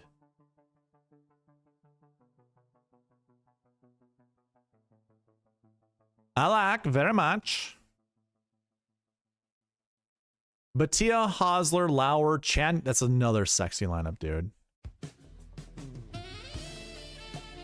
Oh, yeah.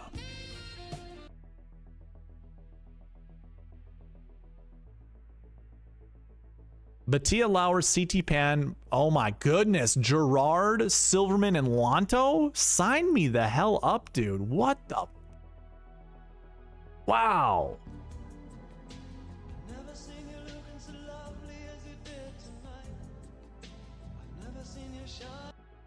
Rico Hoey, that was Byron's guy. Another good lineup here. Gerard is in the mix. I love Gerard this week. Joe Highsmith is fine. I mean, I'm gonna get you to 10 lineups and then I'll move on. But these are all. I do like Toasty this week. Not too far away from his homeland of Chile. We get Tristan Lawrence. Batia, yay. Oh, what another good lineup. Holy hell. Cheat code unlocked. I also don't mind going to Goddard. The guy rushes it off the tee. Let's see if I can build a couple more good ones. Yeah, you pretty much hit the sweet spot. Like these are... Ryder was in one of those anchor buckets, I think. I guess I don't hate it. Okay, sure. I'll save it. That's fine. I'll get you 12. Joel Damon, I'm not a huge fan of this week, but hey, I think we could probably do worse. So yeah, those are good lineups. Those were some good lineups, AJ Love. All right, let's move on. And actually, I'm going to keep some of these no's locked in. I want a little bit of variety. Some golfers that I think we can bring back. Tristan. I'm not going to bring back Damon. Unless whoever I'm building laps for next. If you want me to bring back Damon, we certainly can. But the next lineup that is on deck is Mr. Phil Smart with Højgaard and Ben Griffin. Rasmus. And Ben Jammin Griffin. I mean, I was watching Benjamin Button last night, so maybe it's an omen. Let me know when you're ready. Oh, Phil's already ready. He's ready.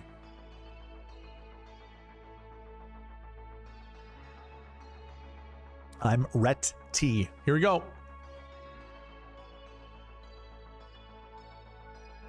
No Batia, Lauer, Hosler, or T Moore for me, please. You got it. Lauer, Hosler. Okay, I'll try to remember this.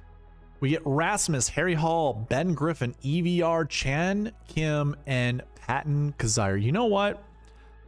I saw Patton Kazire earlier in my model, and he rates out pretty well. So we're getting one of these.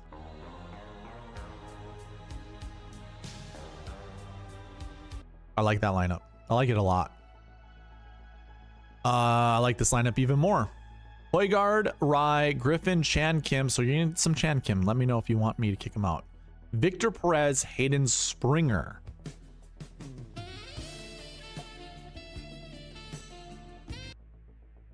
Højgaard, Griffin. You did not want Lauer, so we'll kick out Lauer, but this is a possibility. Victor Perez in that lineup is sexy. All right, so we're kicking out Lauer. No, Phil, we're good. We're good. Well, we pretty much get that same lineup. but we get Rasmus, Griffin, CT Pan, EVR, Chan Kim, and Victor Perez. That one's fine.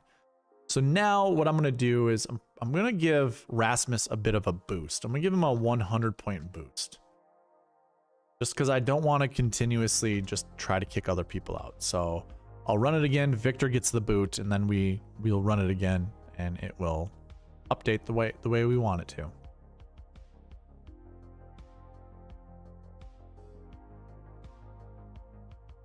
All right. We get Rasmus, Griffin, CT Pan, Gerard, EVR, and Chan Kim. That's a lot of Chan Kim. I think what I want to do is bring back Gerard and kick out Chan Kim. Like, I don't mind playing Chan Kim, but I don't think he's someone we want to lock in, and that's pretty much what the optimizer is doing. All right, so this one, we get Højgaard, Griffin, CT Pan, Gerard, Hoffman, and EVR, which is fine. I want to kick out CT Pan. That's a lot of CT Pan so far. Not that I don't hate playing CT Pan, but it's too much.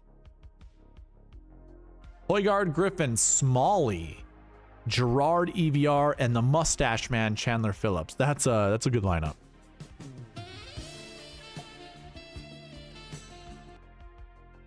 Next lineup is Højgaard, Aaron Rai, Ben Griffin, Mac Meisner, EVR, and Rafael Campos. Hey, I don't mind Campos this week.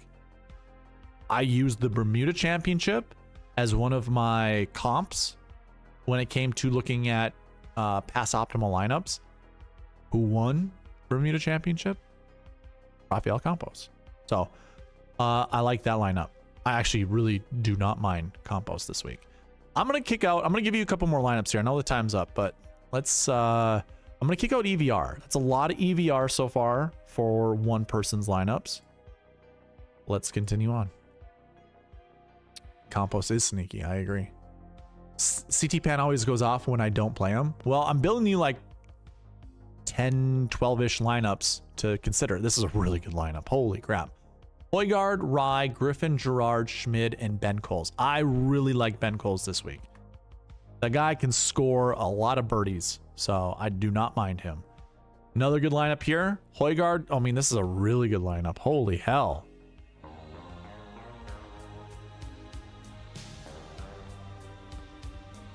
I'm gonna highlight that one pretty soon.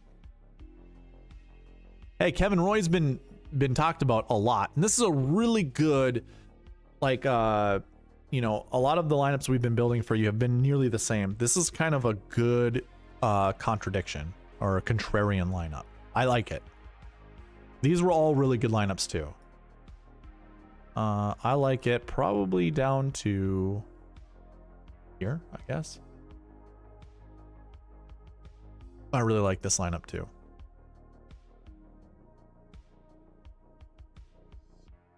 I like most of them, don't get me wrong. That's fine. I'm not going to spend too much time trying to highlight them. Let's build you like one or two more. Okay, H. Lee, do not have an issue playing him. And the last one, I don't want David Skins. David Skins, I think, used up all of his potential last year. Davis Riley. In this field, a previous winner could be potentially broken. In a weak field, I would take a stab on him, especially a good lineup like this. Let me see what the next one would be. Maybe if it's the same 5 with a different low 6K, I think it's fine, and it isn't. Another good lineup. Okay, cool.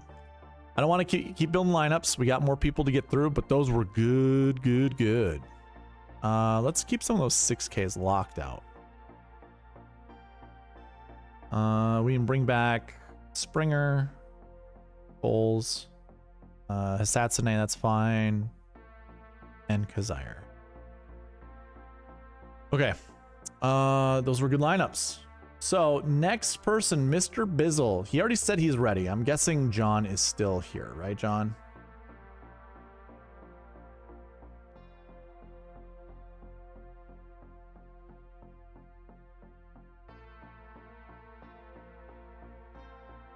Yeah, I think so too. Wow, those are very random golfers. Valimaki.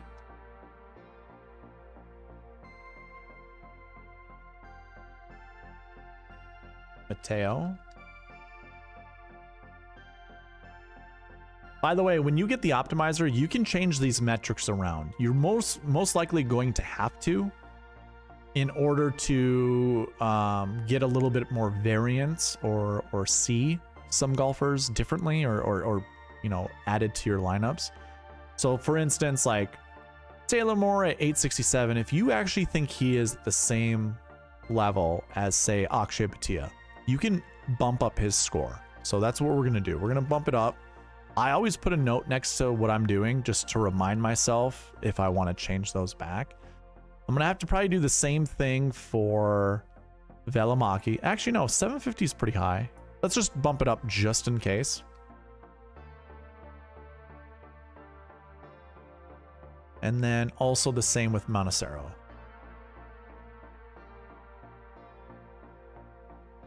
So we're bumping all those up 100 points just so we don't have to deal with having to lock out golfers and stuff like that. So makes life easier. Let me send an optimizer to Ryan Henson really quickly. He is in the chat. I saw that he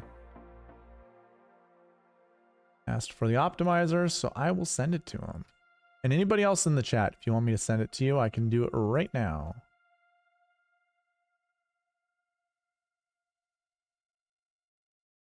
All right, Ryan, it is being sent to you. Okay. John says, Højgaard, what do you want with Højgaard? Do you want me to bring his salary or his metric down? I certainly can.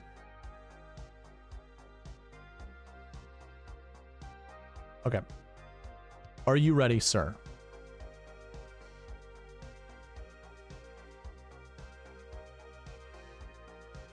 Okay, perfect. I read your mind.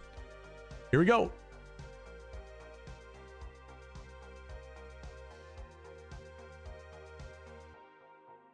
First line is Kitayama, Rai, Taylor Moore, Charlie Hoffman, Mateo, and Sammy Valimaki. I do not mind that lineup. I will be kicking out Hoffman.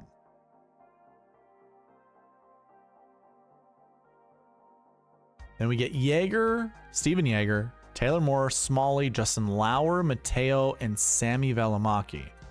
Is there someone in particular you want me to kick out of here? My first lean is Smalley. He's the lowest metric. Obviously not Valimaki or Manacero, but of the other four, he is. Let's just do that. You tell me if you want me to bring him back. In fact, do that for all of these. Anybody that I kick out, if you want me to bring someone back, just say bring him back and put the name with it. Kitayama, Taylor Moore, Justin Lauer, CT Pan, Manacero, Valimaki. Not terrible. I'm gonna kick out CT Pan. The Panimal. Kitayama, Yeager, Moore, Perez, Manacero, Sammy Valimaki. That's a really good lineup. A 10, 2 9s, 2 7s, and a 6. I don't hate it. I really like it, actually.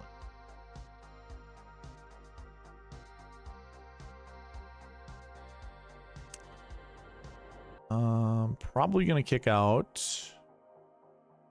I want to kick out Kitayama. I have to keep him. I suppose we kick out Victor Perez. That'll give us the more variety. Kick, Kirk, and Pan. Oh, Kurt. I see. Kitayama, Hosler, Taylor Moore, Chan Kim. Okay, that one's fine. But you want Kitayama out. So we'll kick him out. I'll bring back Smalley. I'll even bring back Perez. Let's see what happens from here. Yeager, Taylor Moore, Smalley, Lauer, Manacero, Valimaki. That is a duplicate. I should have known. It's all right. Yeah, let's kick out Smalley.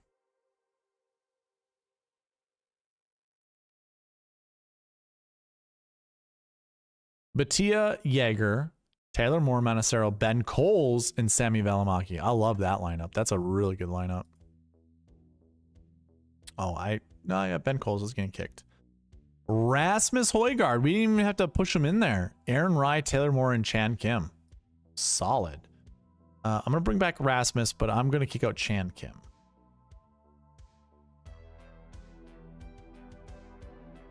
Time is up. Probably build you 2 more. Rasmus again. Jaeger, Taylor Moore, EVR, Manacero, and Sammy Valimaki. I don't hate that lineup. And let's see what the last one will be. Akshay, Jaeger, Moore, Manacero, Valimaki, and Nick Hardy. I don't hate that. I like Nick Hardy. I have no problem playing Nick Hardy.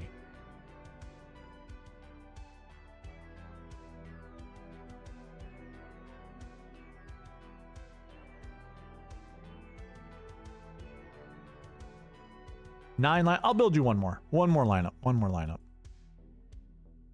I had 9, so we'll build 10. Will Gordon, there we go. What a lineup. We got Batia, Jaeger, Taylor Moore, Manacero, Gordon, and Valimaki. Hell yeah, that's a good lineup.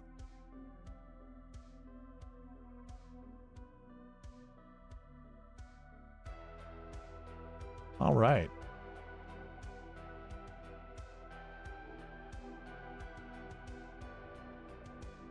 On to the next one. Mr. Awaken Up. He wants Nap and you. Love it.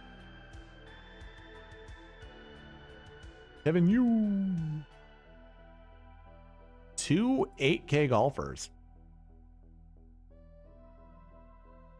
We'll change these 100-point values. Mr. Awaken Up, if you're in the chat, let me know. Say you are ready. And we'll build lineups.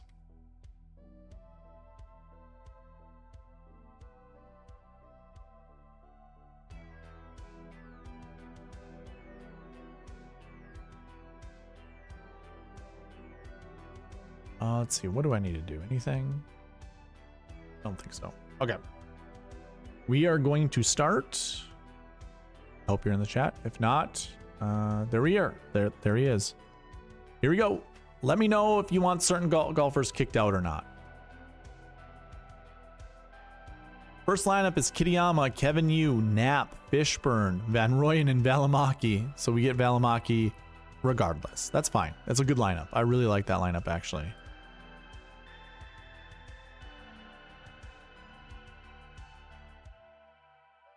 Oh, we have them locked in. Okay. That makes sense. So that wasn't quote unquote organic, but it was fine. Kitayama, Yu, Knapp, EVR, Chan Kim, and Victor Perez. I don't hate it, but I'm going to kick out Chan Kim.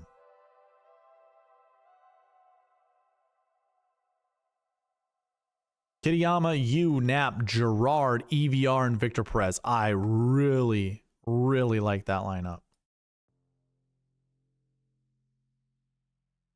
I'm going to kick out Kurt Kitayama.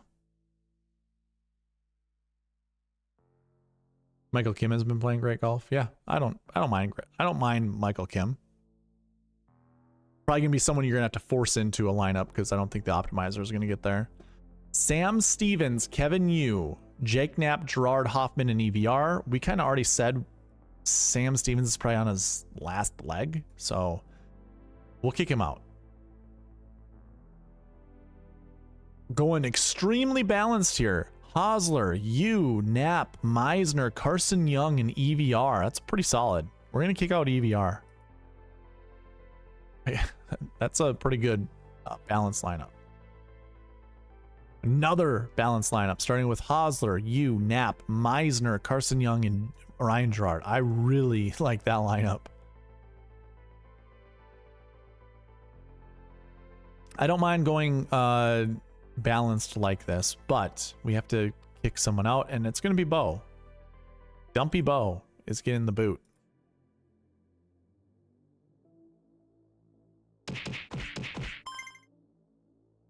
Rasmus, Kevin Yu, Knapp, Gerard Hoffman, and Victor Perez. What a sexy lineup. Holy hell. I like that lineup a lot. A great lineup.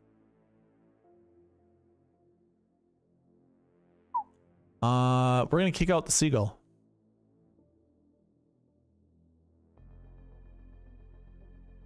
Byron coming in the chat. Ventura, Rogers, and Damon. You got it, man. Rasmus, Kevin Yu, Jake Knapp, Gerard Perez, and the Mustache Man, Chandler Phillips. I don't hate it. We're gonna kick out Chandler Phillips though. I do like that lineup, and if that was my core, I have got no issue playing that lineup. Really like this lineup. Højgaard, Kevin Yu, Knapp, Fishburne, Gerard, and Springer. Sign me the hell up.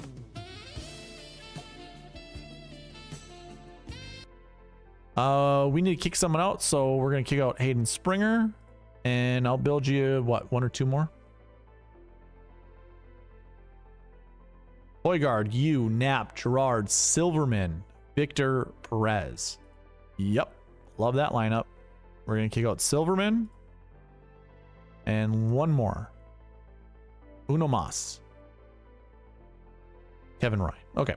That's fine. It was those same 5 golfers. And quite frankly, I don't mind having a core like that. That can get really narrow and give you the best opportunity to win big money. Okay. Appreciate it. We move on to Philip Hall, who just happens to have Harry Hall in his lineup because I imagine has nothing to do with your last name at all. So he wants Rasmus, Velamaki, and Harold Hall.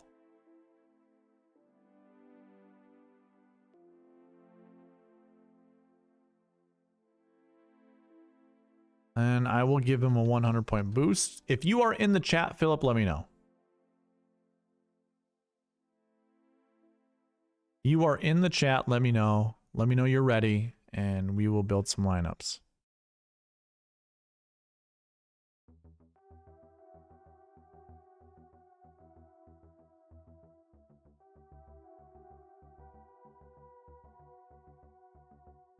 That's my third cousin once removed. I love it. All right, here we go.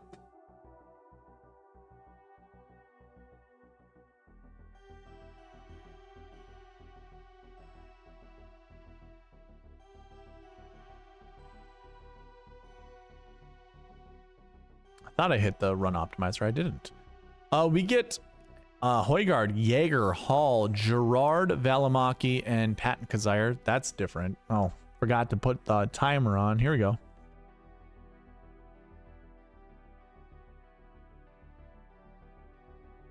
Rasmus, Jaeger, Hall, Perez, McCarty, and Sammy Valimaki. I don't hate it. I like that lineup a lot. Rasmus, Harry Hall, Jake Knapp, Gerard Hall. What is this? This is some these are crazy lineups, man. They're really good. We didn't even lock in Jake Knapp. I didn't boost his score, nothing. Oh, we have to boost up Højgaard. I don't understand. Okay, never mind. So let's kick out Hoffman, Charlie, and run this again.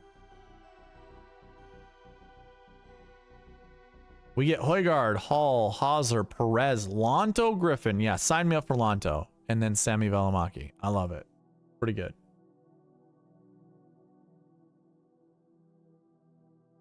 Next lineup is Højgaard, Hall, Alex Smalley, Eric Van Rooyen, Kevin Roy. It's another good lineup. It's a solid lineup, man.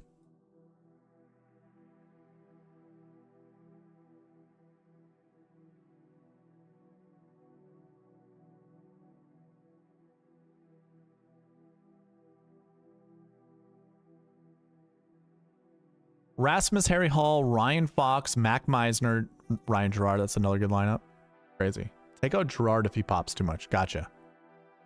Højgaard, Hall, Smalley, Svensson, Adam Svensson, EVR, and Sammy Valimaki. If you're in Byron's live stream right before mine, You would have found out Adam Svensson has lost you the most money trying to bet on him in what, top 20, top 10 markets?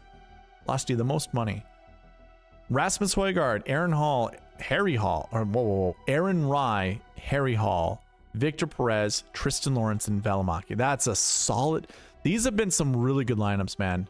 Rasmus kind of just unlocks a lot of cool lineup builds, to say the least. Like, they're cool.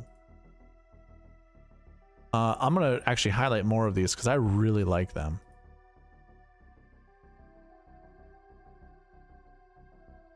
Højgaard, Hall, Hauser, EVR, Vincent Norman, who's been popping a lot with a lot of people, and Valimaki. It's a great lineup yet again.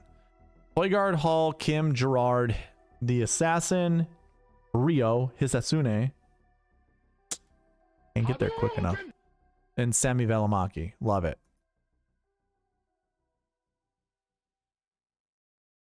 Henrik Norlander with, okay, so you wanted Ryan Gerard kicked out, but I love this lineup. And it has Michael Kim in it. So we got Højgaard, Hall, Michael Kim, Gerard, Norlander. Let me kick out Gerard and build you one more. I kind of selfishly been keeping Gerard in there because I do like Ryan Gerard this week. And what a sexy line, another sexy lineup. Jeez.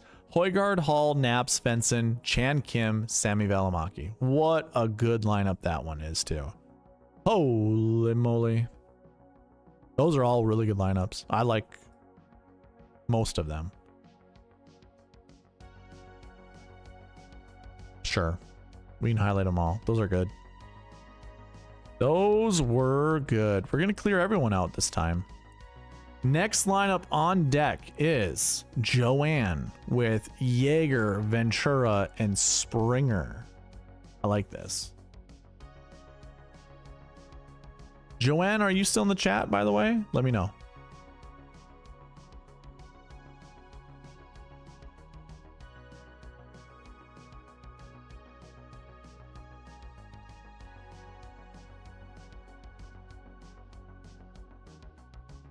Let's do some maintenance.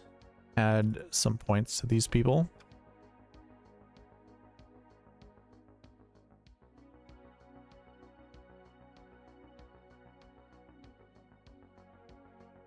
Gonna have to add 200 to Mr. Ventura.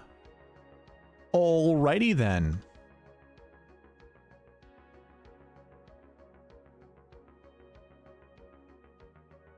And I think Jaeger's fine at 915. All right, here we go, Joanne. We're gonna start building lineups right meow. I like Sig this week, AJ says. Yeah, a lot of people do.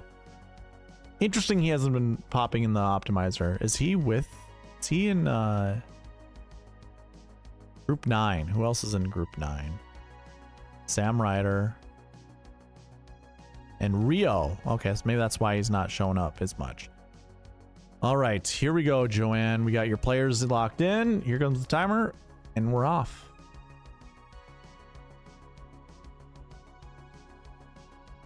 Batia, Jaeger, Harry Hall, Chris Ventura, Hayden Springer, David Skins.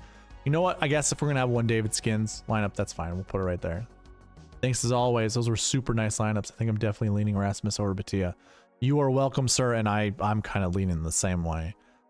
Batia, Jaeger, Lauer, Ventura, Vince Whaley, Hayden Springer. I don't hate it, but Vince Whaley has missed the cut here the last 2 times he's played. So just throwing that out there. Batia, Jaeger, Ben Griffin, Ventura, Springer, and Patton Kazire. If you're just coming into the channel, we are 5 likes away from giving out 5 YouTube memberships. Once I hit 25 likes, I will give out 5 YouTube memberships. This next lineup's pretty good. Batia, Jaeger, Fox, Chan Kim, Ventura, and Hayden Springer. I like it. I think we're unlocking some lineups here too, using these golfers. Batia, Jaeger, Meisner, EVR, Ventura, and Hayden Springer. I don't know, Joanne. How much do you like Batia? I don't mind it. I got no issue playing Batia. It's a lot, though. Batia, Jaeger, CT Pan, Perez, Ventura, Springer. Also, CT Pan. Do you want that much CT Pan? Batia, Jaeger, Lauer, Ventura, Schmid. Love Schmid.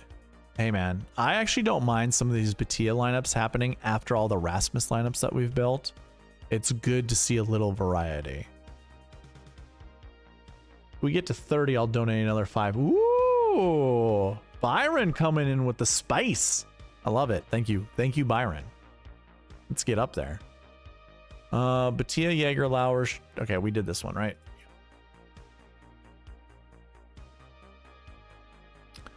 Batia, Jaeger, Lauer, Ventura, Springer, and the Assassin, Rio Assassine. I don't mind it. I'm not going to save it. It's fine. It's a lot of Rio in my life so far. Ooh, we get the other Højgaard brother. We get Batia, Jaeger, Nikolai, EVR, Ventura. That's a sexy lineup. Okay. We finally get another one of these.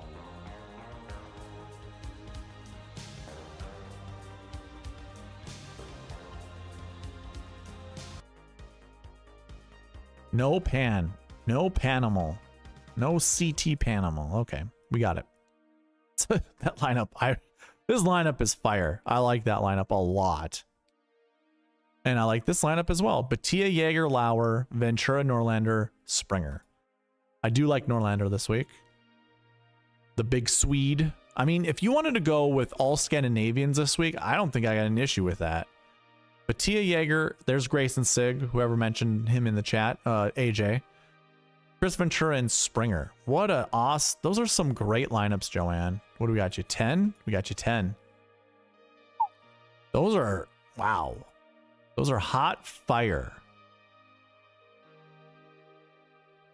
Those were good. I do like Hayden Springer this week, and mixing them in with Ventura like that, I do not have an issue with that. We are at 20% ownership of with Hayden Springer and 34% with Sami Välimäki. That's dangerous. That's a formula for disaster. Okay, so let's see here. Moving on to the next one. So we just got to Joanne. We go to Cody Gamble. Cody Gamble wanted Griffin, Batia, and Lauer.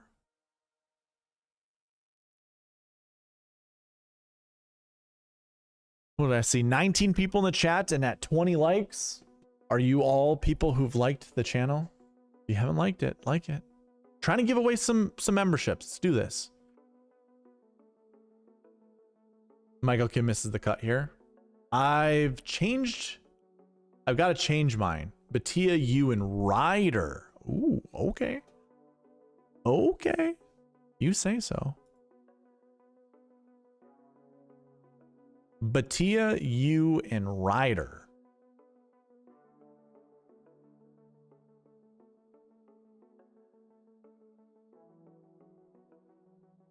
Sam UL Ryder. We got to get rid of some of these points. Some of these updates.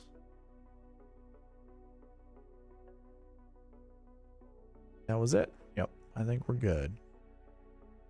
And I think I want to add 100 just to be safe. I do not want to have to update.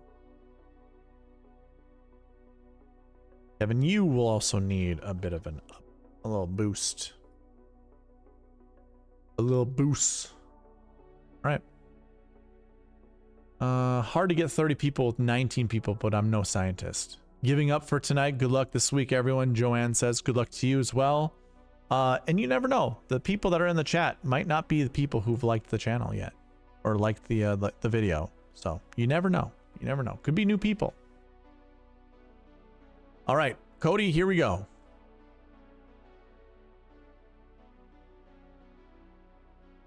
We get Batia, you, CT Pan, EVR, Sam Ryder, and Victor Perez. I like that lineup.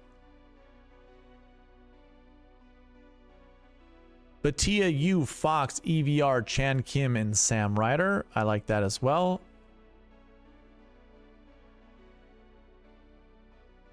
Batia, you, Fishburne, EVR, Chan Kim and Ryder. Okay, so that's a lot of EVR and Chan Kim. Do we like this or no? Let me know if you want someone booted. A lot of EVR. Batia Yu, Gerard, Hoffman, EVR, Sam Ryder. If I see EVR one more time. And Chan, yeah, no. All right. This is fine, but we're kicking out. One, we're going to kick out Chan Kim first. And we'll see. We'll see what the next lineup is. Dump, EVR, and Chan. Okay. This one is Batia, Yu, Lauer, EVR, Sam Ryder, and McGreevy. That's the last EVR lineup that we're going to save. And see. So here we go. Batia, Yu, Lauer, Gerard, Ryder, and Norlander. Hell yeah, sign me up. 10-8-8-7-7-6.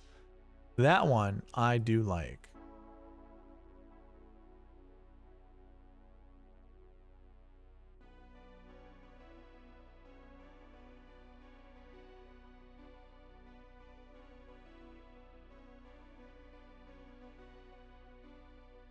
Batia, Yu, Lauer, Gerard, Sam Ryder, and Matt McCarty. I don't hate it. I think it's got some good upside, actually. Batia, Yu, Lauer, Ryder, Lonto. Love Lonto, and the Mustache Man, Chandler Phillips. Do not hate that.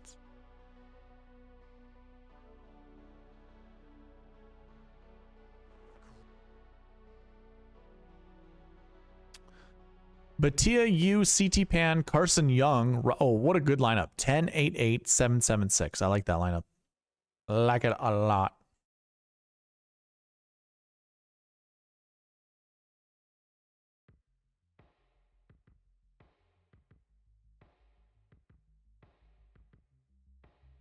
God, I hate when the music is slow. Batia, Yu, Smalley, Silverman, Ryder, and Hayden Springer. I like that lineup.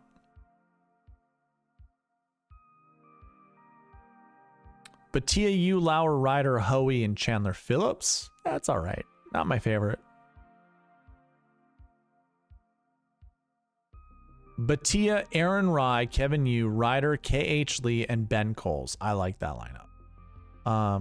Yeah, I guess I didn't even see how many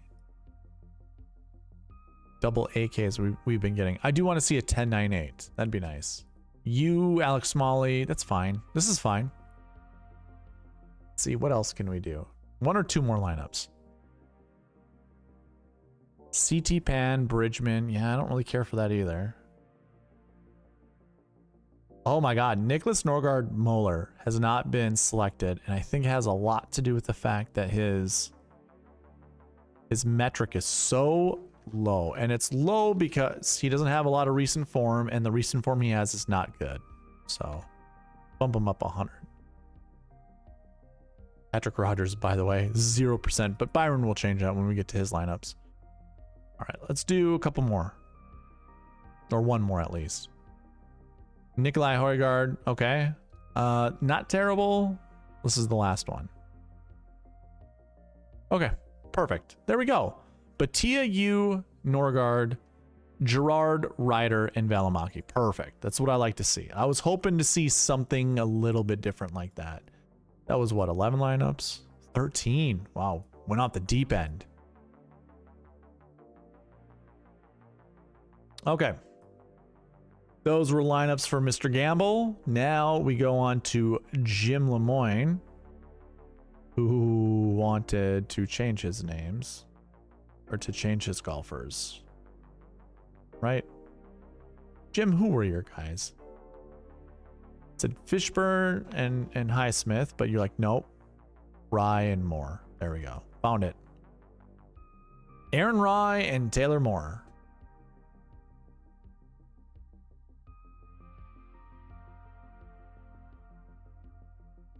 Aaron Rye and Taylor Moore. Two 9K golfers. All right. First 9K guy. You are welcome, Cody.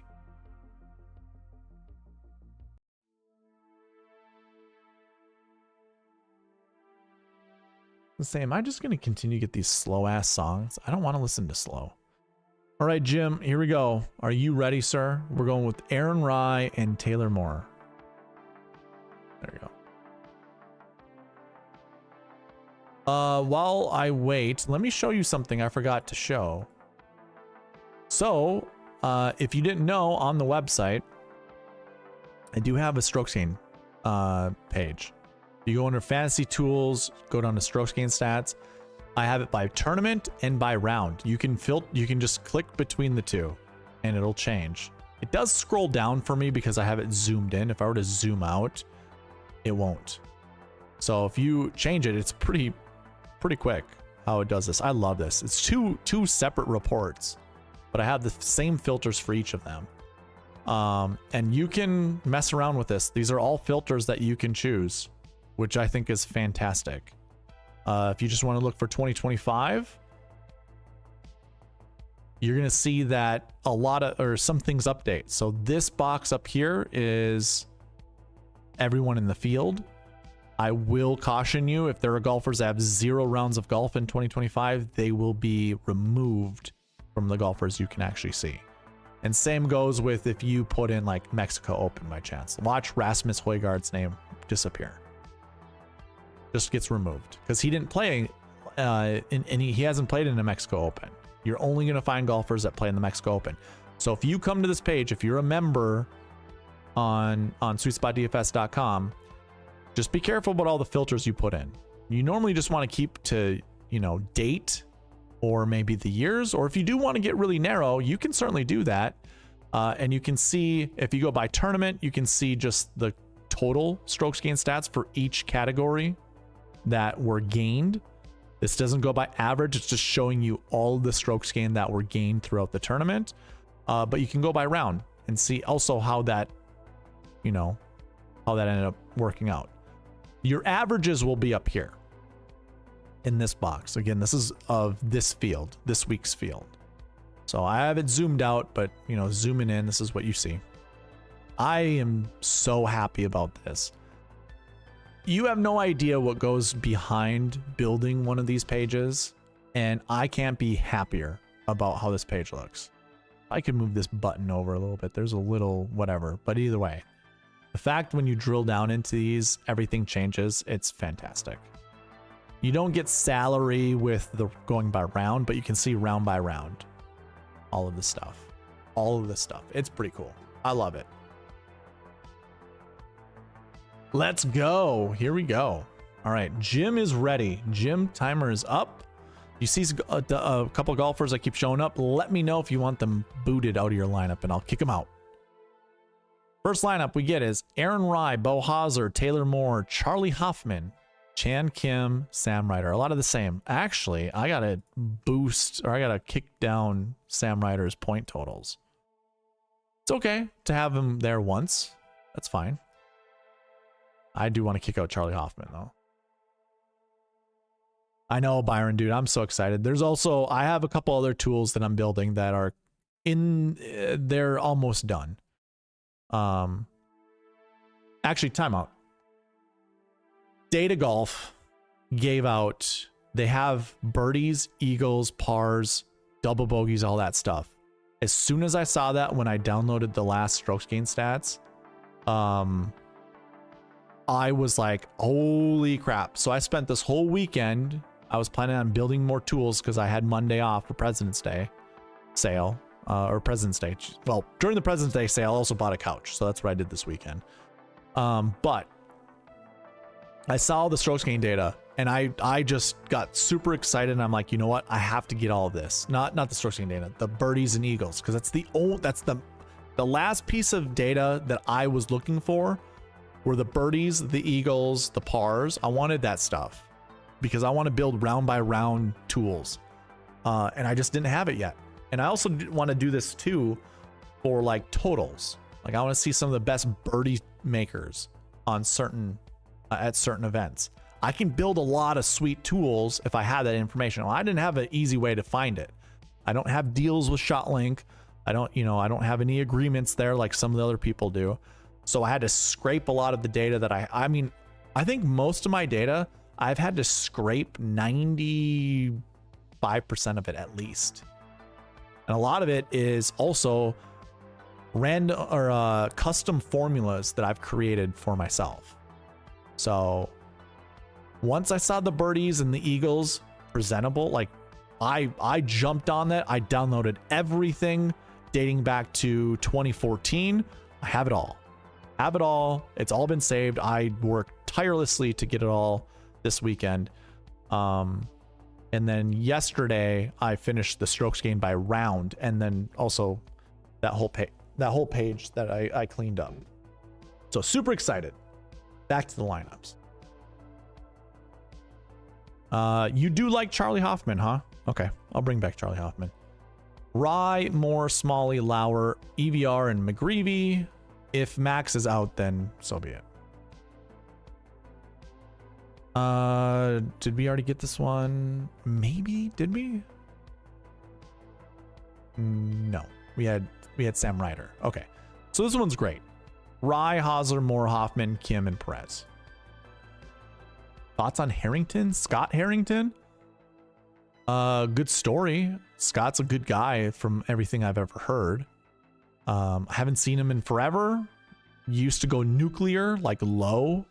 I just don't know. He's also, I just don't know. Probably no one to really get your hopes too high on. Aaron Rye, Taylor Moore, Smalley, Lauer, Gerard, and Hisatsune. Always got to get that ready.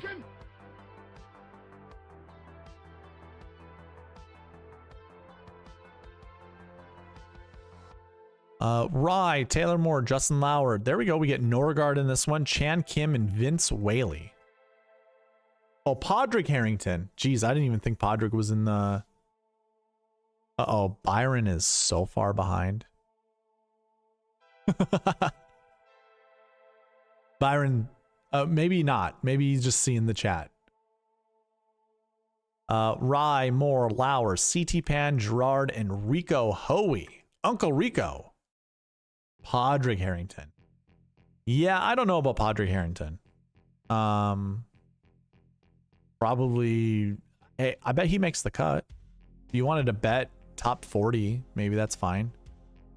Rye, Moore, Lauer, CT Pan, Gerard, and McCarty. Don't hate that lineup. I'm sorry, extra minutes for you. No worries. Aaron Rye, Taylor Moore, CT Pan, Meisner, Gerard, EVR. That's a really good lineup. I really like that lineup. So far, it's just very balanced. No 10K golfers, which kind of makes sense, right? There's two 9Ks that you anchored around, so hard to get to a 10K golfer.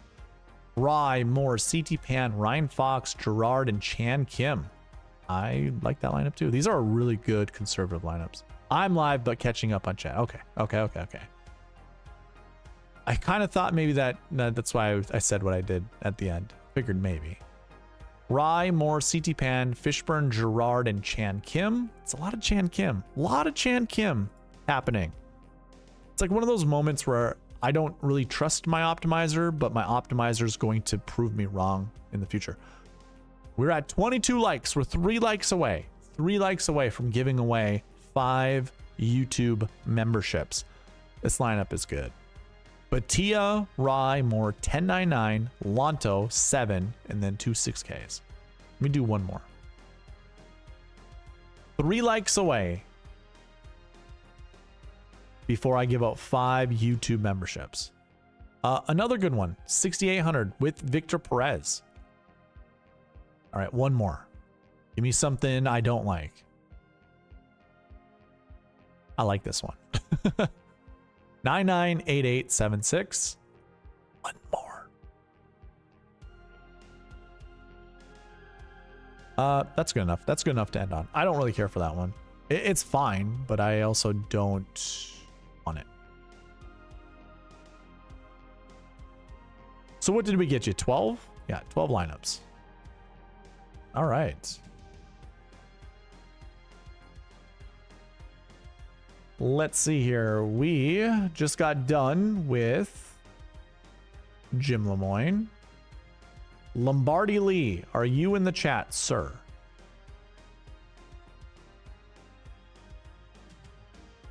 He wants Sig, Hosler, and Matty Schmid.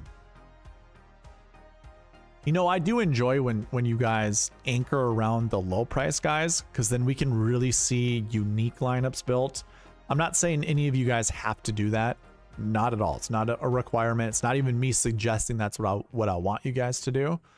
But it is what I've noticed builds the most unique lineups, is anchoring around some of these low price guys.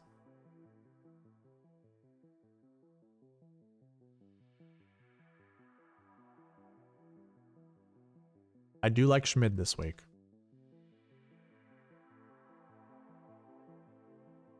And Lombardi actually has a 9, an 8, and a 7 that he's anchoring around. Let's go ahead and give these guys a bit of a boost. We'll bring back or bring down Kevin Yu. Anyone else that we need to bring? Nope. Okay. We are Gucci.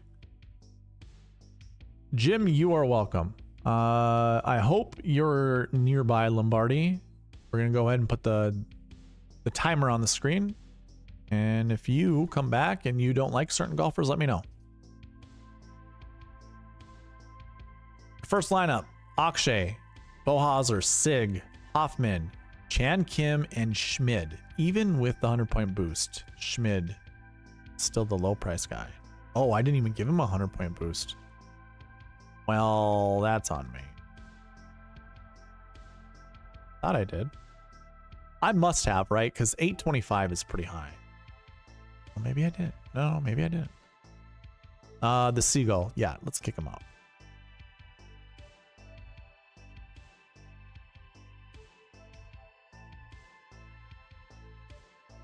Batia, Hauser, Sig, Chan Kim, Lonto Griffin. I like it. I'm kicking out Chan Kim. I don't trust Chan Kim. I don't care if he's played well. That guy has not been good this year. I don't even want to focus on Chan Kim. Jaeger, Hauser, Norgard, Sig, EVR, and Schmid. That one I like quite a bit.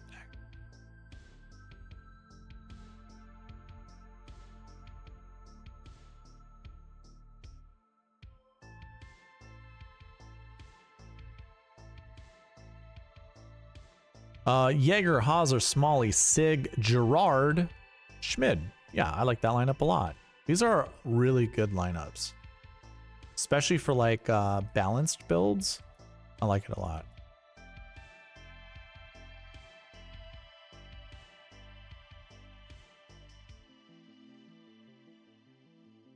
Kitayama, Hosler, Lauer, Sig, Schmid, and Max McGreevy. I'm not going to save that one.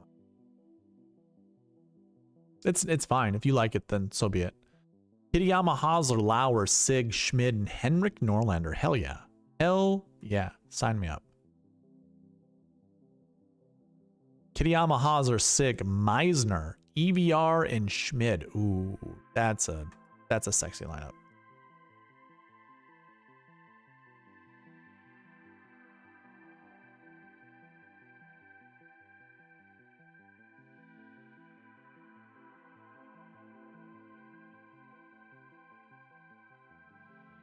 Kitayama, Hosler, Lauer, Sig, Hoey, and Matty Schmid. That one's fine.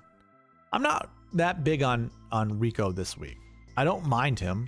I also don't really care for Joe Highsmith. Actually, this should probably be a week you play some of those guys. 3 9Ks, by the way, and that is our max.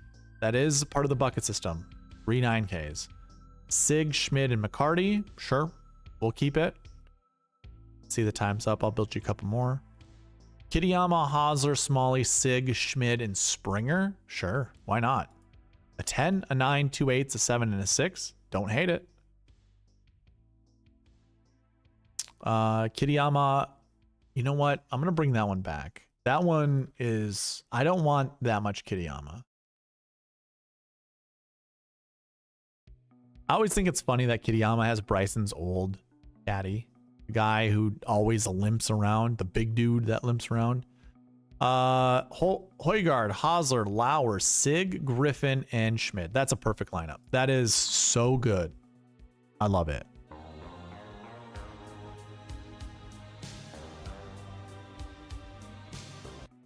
That lineup. Oof. That's 10 lineups. Okay. Not bad, not bad. Schmid is... I like Schmid a lot this week.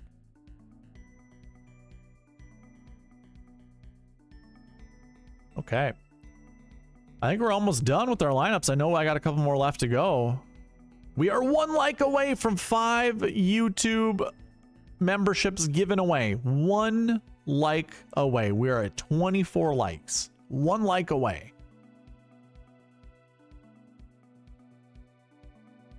And then Byron said if we get to 30 likes, he's going to match it and give away 5 memberships as well. Which is extremely generous. He doesn't have to do that. Where are we? We just did Lombardi's, right? Yep. Okay. I know where we are. I see.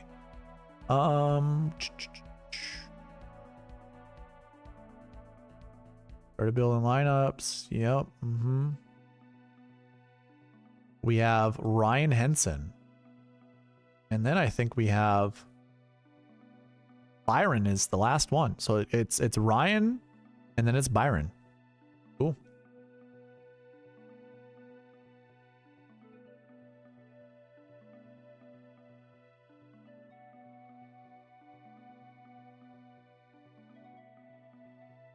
Lee has always been here since the beginning.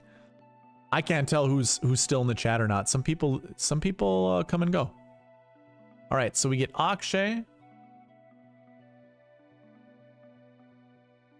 Kevin Yu, and Sam Stevens. Wow. 10-9-8. Group 1 or Group 3, Group 2, and Group 8. Ryan, I'm not sure if you are in the chat. Ryan tends to come and go. That's one of the people that tend to come and go. Still at 24 likes. We're so close. Okay.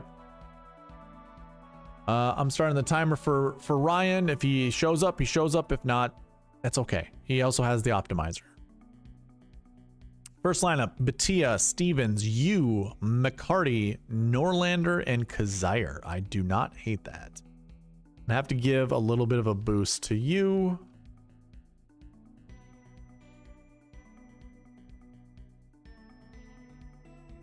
Run it again, and it will kick out McCarty, and then we can go from there. All right, next lineup. Batia, Stevens, Yu, Toasty, Norlander, Hayden Springer. That's a sexy lineup. Very high upside there. David Skins, I don't really care. Batia, Stevens, Yu, yeah, we can say 1 Skins. That's fine. I'm full of jokes today. Sorry. Sometimes when tone is involved, it's hard to read that through text. If I knew you were joking, I probably would have laughed. I didn't know. Batia, Stevens, Yu, Manisero with Norlander and Springer. Okay. I don't like how much Norlander and Springer are showing up together, but I also don't hate it. I like this lineup. Batia, Stevens, Yu, EVR, Hisatsune, and Riley. Always got to whenever I see the assassin in there. Compos? Sure, why not? Probably on the last leg of... Oh my god. You know what? I'll play Peter Malnati. He's due for a top 20. He's due for a top 10, I should say. The Malnati bell curve, or whatever we want to call it. He goes about 20 events before he top 10s, and he's on like event number 24, 25 since last time he top 10. Akshay Batia, Sam Stevens, Yu, Grillo, Norlander, and Patton Kazire. Don't hate that lineup. Kristen Lawrence, sure. We're getting a lot of Norlander, so I gotta kick Norlander out. Now that I see it, it's too much Norlander. And in fact, what I want to do is bring back a golfer that I saw, Manacero, because I don't want to have Manacero with both of those $6,800 golfers again. If Springer shows up, so be it. But not with Aaron Baddeley. Oh, and Chan Kim showed up too. I don't want Paul Peterson. There we go. Hayden Buckley. 2 Haydens. Does that make it right? I'm not sure. I'm going to kick out Chan Kim. It's way too much Chan Kim. If I were to put an exposure on Chan Kim, it'd be 8%. Maybe even 7%. I don't want to play him more than that. Matthias Stevens, you, EVR, Kazire, and Ryan Palmer. You know what? I don't hate Ryan Palmer this week. $6,200. Actually, if there's water around, you don't play him. You don't play him. I'm going to kick out Patton Kazire. That's too much Patton. And I know we're out of time. I'm going to build 2 more. Matthias Stevens, you, EVR, Hisatsune, and Cristobal del Solar. Is this the same Cristobal that Byron is on? I think it is. Okay. We're going to kick out EVR. And last lineup built for Mr. Ryan Henson. Oh, we're still stuck at 24 likes. Sad. Taylor Dixon. I saw his name show up on some, I don't even know, some podcast somewhere. You know what? I feel like this is just like a sentimental pick. Alvaro Ortiz. The Mexico Open, the National Open for Mexico, a Mexican citizen. Seems pretty good, right? Sure. Why not? All right. Those were the lineups for Mr. Ryan Henson. We built a lot. Way more than I thought. 13. Damn. Okay. All right, Byron Linda Q. Are you still in the chat or you got your kid with you? What's going on? You ready to bust out some clown music?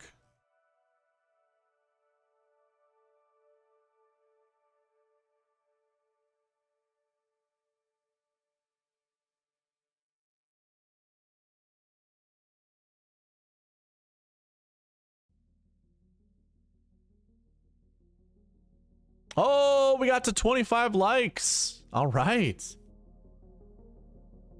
Here we go. We're going to give away 20, or not 20, Jesus. We're going to give away 5 memberships, but it doesn't have to stop there. We get 5 more likes. Byron says he's going to do 5 more. All right. Gift 5 now. Here you go. 5 random memberships going out to people. Bill Lauer, there we go. Barry R, Nuke One Live, Rye Dog, and Brandon the Great. All 5 of you guys gifted memberships. You are able to see the Wednesday live chat now. All white tier members. There we go, Phil.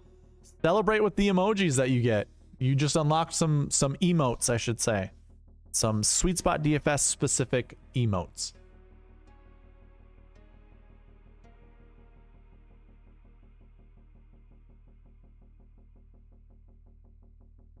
All right, there we go.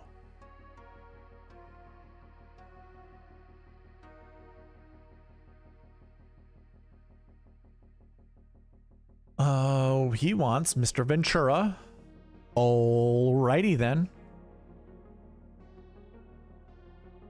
Let's give him a 200-point boost, just so we don't have to deal with having to mix around people. He wants Patrick Rogers. I think that's fine at 896. You know what? Let's just give him a 100-point boost, just because. Oh my gosh, I'm way past roll call number 2. Let's do roll call number 2. If you are in the chat, all I want you guys to do is just say, let's hit the sweet spot. You can also put emotes in there if you want.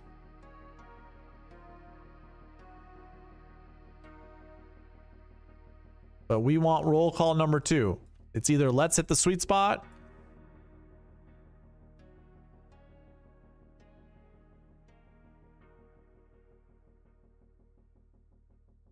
or emotes.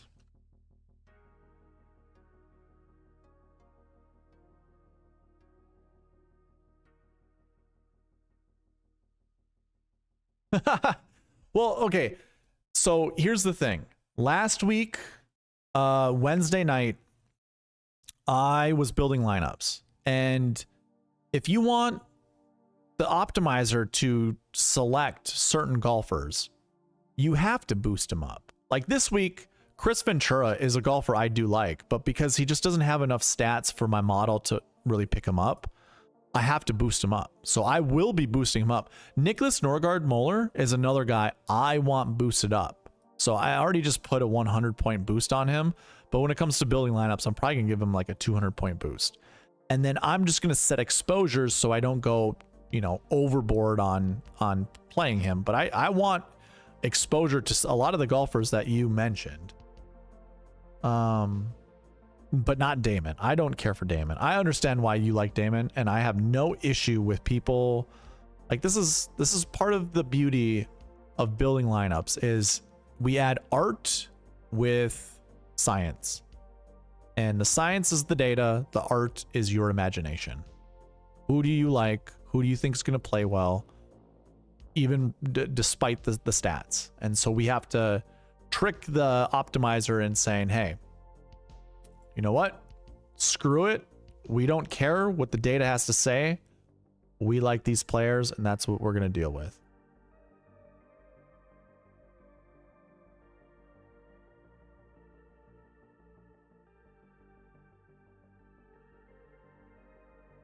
All right. AJ Love is getting added. Jim Lemoyne. Joshua Maz, what's up, man? Haven't seen you in a while. You always lurk. I remember that from before. Good to see you, dude. Nice to see you.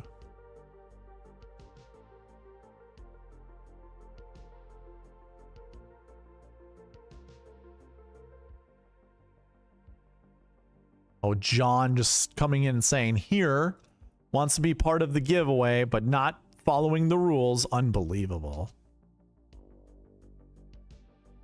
Unbelievable. You know what? You just made the list. Was on a little hiatus. That's all right, dude. That is okay. Byron, since you're in the chat, this is for you, buddy.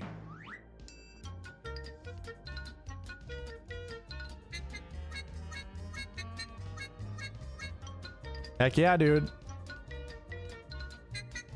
I don't know if on my screen it says 25 likes, but if it says 26, then yeah, we're 4 likes away from giving away 5 more memberships.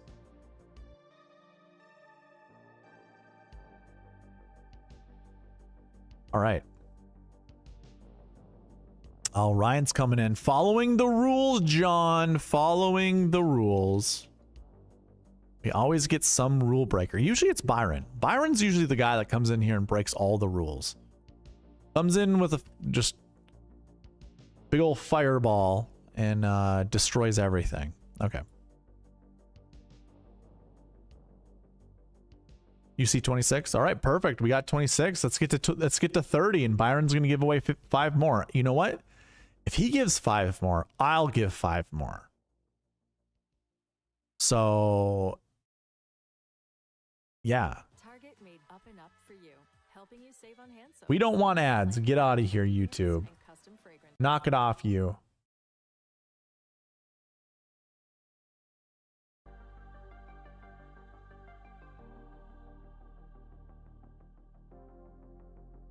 All right.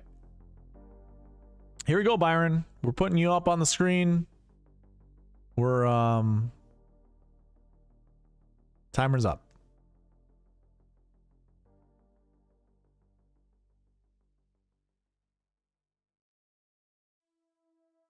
Patrick Rogers, Aaron Rye, Harry Hall. 3 9Ks. EVR, Ventura, and then Damon. Hot diggity damn. Wow. Wow. Chan Kim. 3 9Ks. Chan Kim, Ventura, and Damon. Victor Perez. Okay. Why are we seeing...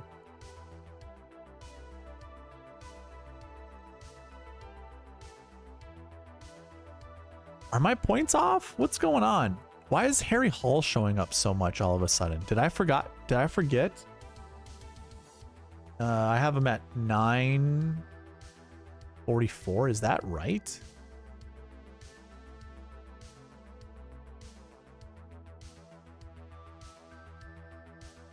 It is. Hot damn. Okay. I didn't like that.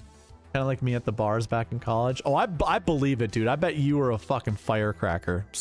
For those that hate swearing, my apologies. That slipped. Oh, here's a lineup you'll enjoy. Maybe, I don't know about Ryan and Hall, but you get Gerard in there. Okay, so I'm going to do one more that has 3 9Ks, and then I'm going to limit it to 2. Yeah, there you go. Charlie Hoffman. Okay, so now I'm limiting it to 2 9Ks. 3 is like, it's borderline okay. We have crossed the threshold of too many 3 9K golfers in your lineup. Way too many. And there we go. Rogers, Hall, Lauer, Pan, Ventura, Damon.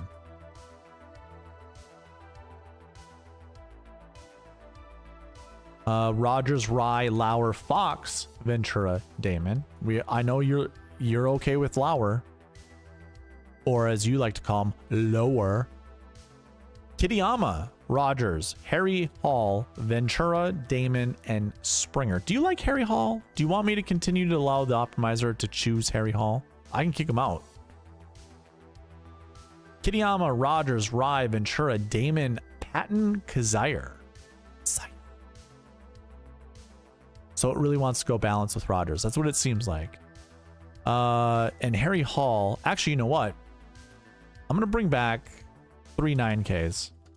And I'm actually going to kick out Harry Hall. It does love CT Pan. This one's fine. We get the assassin in there. Rio. Setsune. Yeah, that's fine. Let's see if it'll choose 3 9Ks without. It does. Of course it does. Well, here you go. You get Taylor Moore now. Rogers, Rye, Taylor Moore, EVR, Ventura, and Damon. That's not terrible. Taylor Moore's getting the boot over EVR. I'll probably change that. Don't care for McGreevy.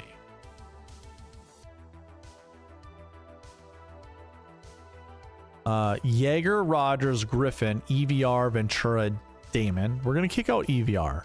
Yeah, I know he's a country mate, but that's a lot. That's a lot of EVR. Ooh, we get some Norgard Muller in there with Rogers, Rye. This is a lineup tailor made for Byron. This is a Byron lineup. You know what? Because of that, you get this.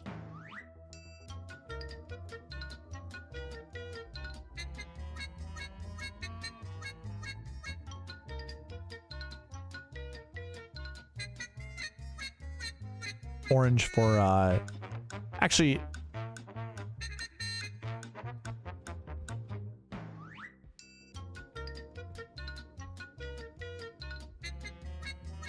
what are the colors of South Africa? I know black's in there, right?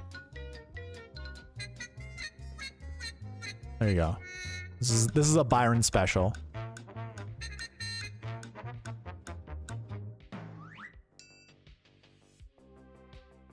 That's your Bozo 6 right there. That's a perfect lineup for you. From everything I heard on your podcast, I think that's perfect.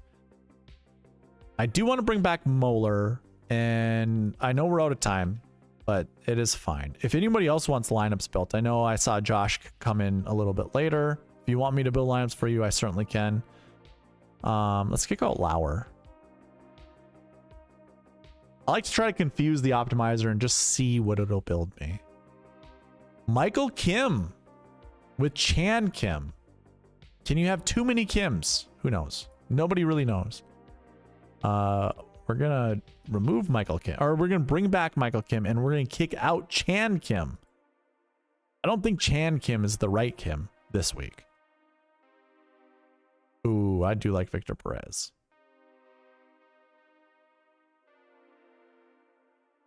I'm gonna bring back Michael Kim yet again and kick out Victor Perez.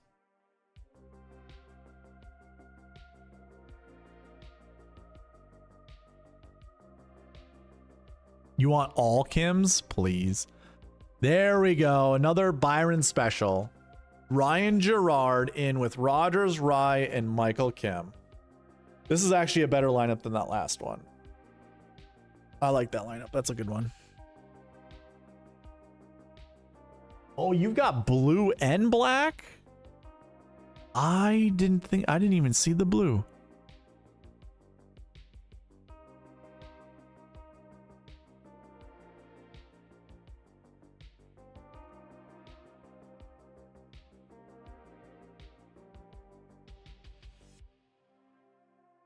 There you go, my Safa friend. Yes, if we don't get to 30 tonight, my 30 likes membership deal still stands, but only when I am in the chat. Ooh, all right. Sounds good. All right, so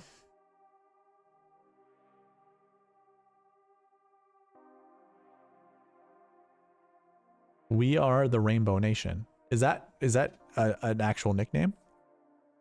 If so, I've never heard of it. And I don't not believe you. I don't, whatever the word I'm looking for. It's fleeted in my brain. Okay. So that would be lineups for this week. What do I want to do? This is usually what I do Wednesday nights, is figure out what I'm going to do with lineups, and I'm still going to do this tomorrow night. So if you are not a YouTube member of white tier and above, you will not have access to the video tomorrow night. You need to be a white tier member and above. And if you want an easy way to become a white tier member, just hit the like button. If we get to 30 likes, Byron said he's going to give 5 likes out, or he's going to give 5 memberships out, and I will give an additional 5. I'll match his. So if you're in the chat and you haven't liked the video yet, do so, because 10 gifted memberships will go out. More likely, it'll go to you. You got to be subscribed to the channel, though. Have to. Otherwise, you won't get one. Okay, so for me, I think what I've seen tonight, Rasmus Højgaard is a golfer I really want to play. I really don't know who I'm going to choose in the 9K. I think I'm just going to nix out Sam Stevens right away. Kind of like the idea of playing Steven Jaeger. I like Steven Jaeger over any of the other 9K golfers. Michael Kim might be a second in the 9K for me. So let's go ahead. I'm going to lock in Jaeger. The 8K range actually has a lot of golfers that I'm going to consider playing. I like Knapp. I like Norgard. I will play some Torbjorn. I also really like Nikolai Højgaard. So I could almost do 2 8K golfers. And here's the beauty of using this historic salary builds. So we already have the multiple selections in there, right? There have been 2 instances where we've seen a 10, 2 8s, 2 7s, and a 6K be in the SS Optimal. I guess if we add the GPP to it, we might find a few more. 10, 8, 8, 7, 7, 6. So there's been 3 records of that lineup build. 10, 8, 8, 7, 6, 6. That's fine. Otherwise, it's 10, 9, 8, 7 still. Ooh, 10, 9, 8, 7. That's difficult, man. I want to do 2 8K golfers. Like, I really like the idea of adding like Jake Knapp with Nikolai Højgaard. In fact, let's just do, I want to do that. Jake Knapp is in that group 1 with Steven Jaeger, by the way. and Nikolai just sounds like fun. Putting the twins together. Let's build a lineup like this. Let's see what happens. Do I have any other big point totals down here? I don't think so. Okay. Let's see what happens. I have DP World Tour stuff to do. Good luck. All right, Jim. Good luck to you, man. I don't care for Max McGreevy, but so far, oh, and Harry Hall. I don't really care for Harry Hall either, but let's take out Max McGreevy. Not really what I'm looking for. I would be okay with a lot of these golfers, but Max McGreevy's not one of them. In fact, I'd kind of like to see Norlander, Springer. There's Norlander. Oh yeah, sign me the hell up. Holy shit. I don't really care for Bo Hosler, but yeah, that's a pretty good lineup. So if I were to kick out Bo, just see what happens.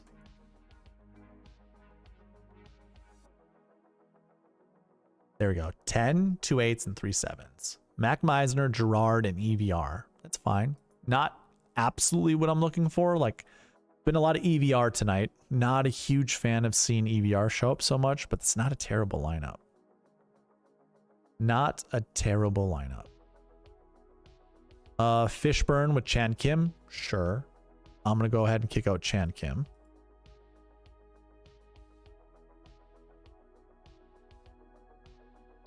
Charlie Hoffman. I don't want Charlie Hoffman. So now it looks like it doesn't care for any of the... It doesn't care to do a 10, 9, and 2 8s. That is very prevalent. And this is a good lineup too. Okay. So maybe I'm going to kick out Jake Knapp and just see what it goes from here. Maybe it gives me a 9K golfer. Just a random one. Aaron Rye. Okay. And I get 2 8Ks. All right. It's not terrible. I don't want Rio though. Rio's not a guy I really want to build my lineups around.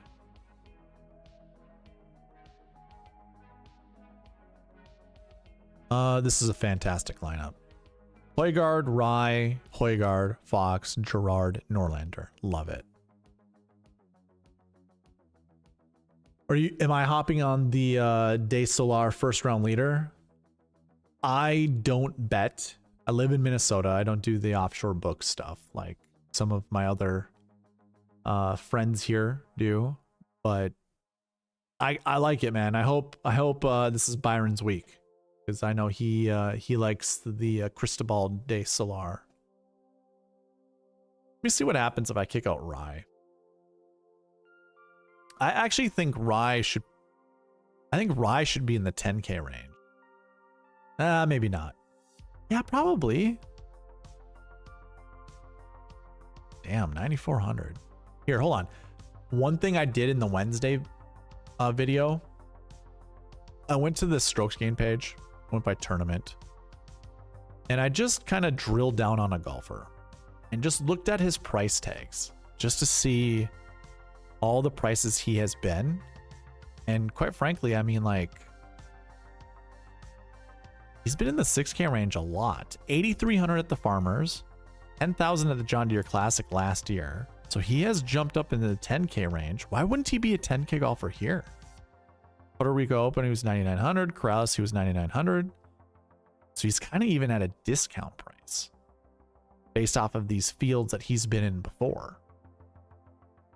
So I don't hate it. It's probably not good enough. Rasmus gets the biggest jump for no reason. Missed cut. Goes 92.83 and then to 10-1. He might be overpriced. Like, his best finish was 6 at the Cross Punta Cana at $8,600. Oh boy.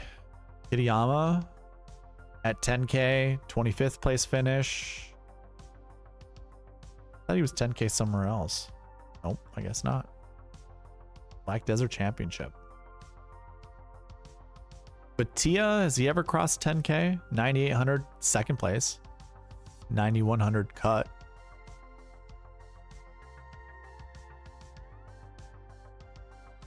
$10,000 down here at the Bermuda. That's another tournament that I would consider. Finished 20th. Another Mexico finished 10th. Akshay is probably the safest 10K play. 9,500 Barbasol finished 9th. Not really the same. It's like a similar field. Puerto Rico Open, he finished 2nd at 90. Okay, so yeah, Batia is probably actual like comfort play in the 10K range. Rogers at 9,500. Let's see. I can just sort by salary, I suppose. Oh God, Rogers hits his price tag a lot. One time he missed the cut, $9,100. Well, 9,000, I guess he missed the cut there too. But otherwise, 10th, 30th, 9th, 35th, 6th, 3rd, 5th. All right. What's the other thing to look at, I guess? Let's look at previous Mexico Opens and just look at lead-in form. So a lot of people did not play the Genesis. That finished inside the top 10. And there were no golfers that started with 6 straight events. Grillo, I guess, was coming in with 4 events prior. This was last year. Nobody else fits Patrick Rogers' mold from 2024. 2023, really no one here either. Because everyone kind of, I mean, Mexico came after the Masters in 2023. 2022... It's also after the Masters. So yeah, no, we're never going to find a golfer of a similar profile of Patrick Rogers or Sam Stevens at that matter, because they both are coming in with 6 weeks in a row of playing. Oh, Jake Knapp is up there too. Ooh, 5 events prior to this. With a guy that's had a history of a bad back, no thank you. Evan Yu, same thing. Ben Griffin coming in with 6 events in a row. Ben Griffin, Patrick Rogers, Sam Stevens are golfers that I think I'm just going to gray out. I'm going to gray out their names just already. Gray out their price. Yeah, we'll do the price tag thing. Gray out their prices. Kevin Yu, you know what? These are also considerations. Kevin Yu and Jake Knapp. Those are guys that are going to get the gray treatment. Nobody else, though. Nobody else. Except for those guys.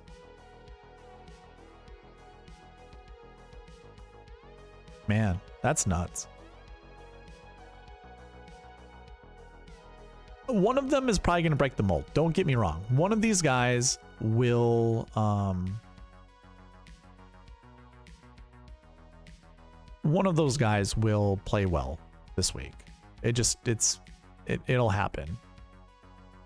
But yeah, I don't really care, to be honest, to play either one of them. Okay.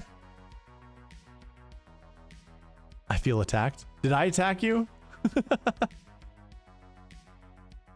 I don't know if I ever... I have no idea if you said anything opposite of what I did. That was not an attack towards you, Byron. Man, now that I see that Batia plays up to his price tag when he's 10K and above. Same with Rogers.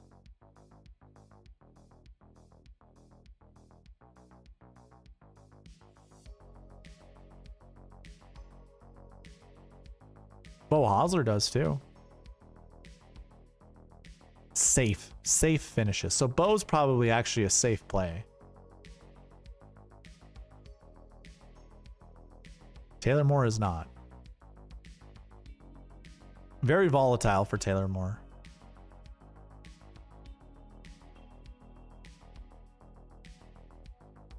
Jake Knapp last year was $8,700, finished first.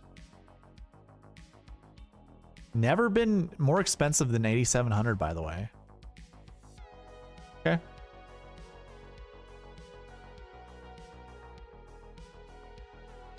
He does well in the AK range.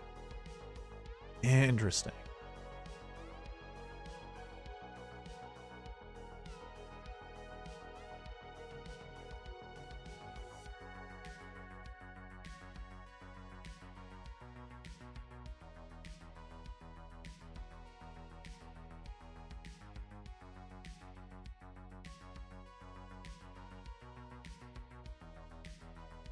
Man, oh man, oh man. Well, you know what I'm going to do this week? I'm going to set my exposures and I'm just going to go 10, 9, 8, 7. I think that's primarily what I'm going to do when it comes to building lineups. So I'm going to focus more on the salary structure than I am going to do on the golfers.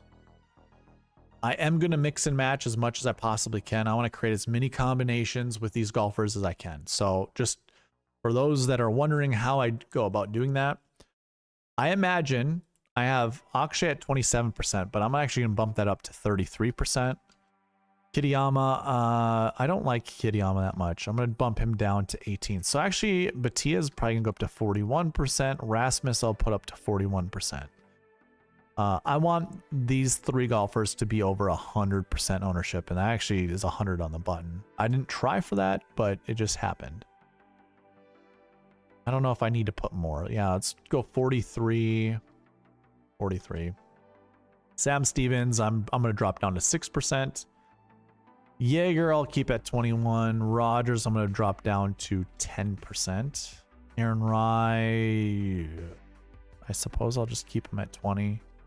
Harry Hall, that's fine. That's fine. That's fine. That's fine. Okay, so a lot of these ownership things are fine. God, lineup building is going to suck. And now that I look at it, I'm going to have to boost some of these exposures just to make everything work out, because it is soft pricing this week. So building lineups that are 49.6 and above are going to be difficult. But yeah, so basically what I will do is I'll basically go... So I'm going to do Akshay, and I'll pair Akshay up with Sam Stevens at least once. And then I'll do Steven Jaeger at least once. I'll show this tomorrow night during the members only live stream. And I'll do it with Rogers at least once. Probably going to do it with Aaron Rye a couple times. Akshay and Aaron Rye. Maybe even maybe a handful of times. Like I would probably do Aaron Rye and Batia 5 times. And then I'll add Batia and Hall, Batia and Kim probably a couple times, Batia and Hauser a couple times, Batia and Moore a couple times. And then I'll build some Batia lineups with 8K golfer, just random 8K golfers. I don't really care who. And there could be multiple 8K golfers. So I'll do like maybe 5 lineups with Batia and a random 8K golfer. And then I'll switch to Kurt Kitayama. And I'll probably do the same thing. And then I'll switch to Rasmus Højgaard. And I'll do the same thing. And that'll probably get me to 100 lineups pretty easy, to be honest with you all. Probably get me pretty easy that way.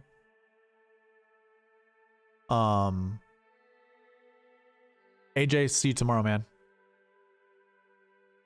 But that's how I will build lineups. And I don't, like, I'm not focused on, I don't have a core yet. I'm not sure. Maybe I will find one. I guess I probably lean towards Akshay. Like, if what we just saw, and this is very similar to last week, when I looked at price tags and I wanted to see, you know, some of these golfers. Oh, it's sorted by salaries. That's why it looks weird. There's a phantom field over here that you can sort by. That will get you to the most recent tournament. But last week, if you targeted like Denny McCarthy was one of those golfers. I want to say so too was, I mean, Wyndham Clark was for sure. Keegan Bradley was, Matt McNeely was. These are golfers whose price tag was so much lower than it was the week before or the couple weeks before that that's what I wanted to target, because, like, you know, they were already identified as good golfers, but in that elevated field, their price tags dropped. That's not quite the same as what I'm doing here, but what I'm doing is trying to figure out, with their inflated price tags, like, how close have they even performed to somewhat acceptable to put in your lineup? Because who was it? Was it Stevens? I don't remember who was like high 9K. Stevens is fine. But like Jaeger doesn't really pay off his price tag when he's a high priced guy. He's got just as many missed cuts as he has made cuts, and he only has one top 10. We can include this one, 9,300. That's fine. So it's very hit or miss with him. Aaron Rye's kind of iffy. Now that I look at it, I don't really like that. Harry Hall's fine. Gosh, that's a lot of made cuts. And anything over $8,000, Harry Hall's a pretty good play. Michael Kim, yeah, he probably not someone I really care for. Bo Hauser, pretty decent. One missed cut. 9K range seems pretty safe.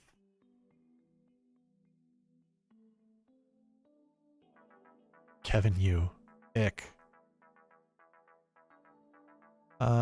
Nope.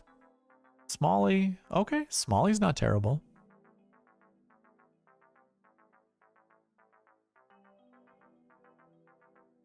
Yeah, whatever.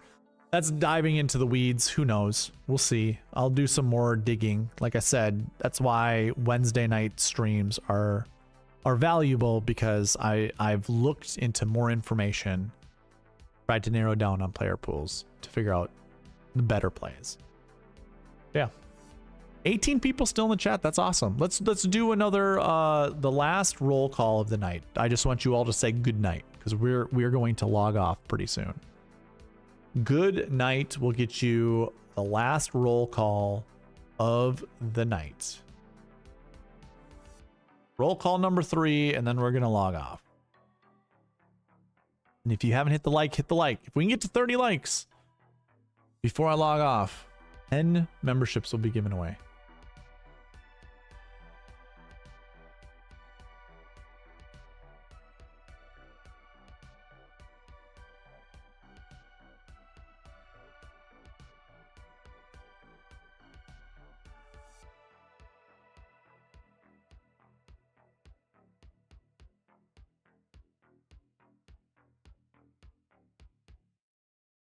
Bill, were you part of a different?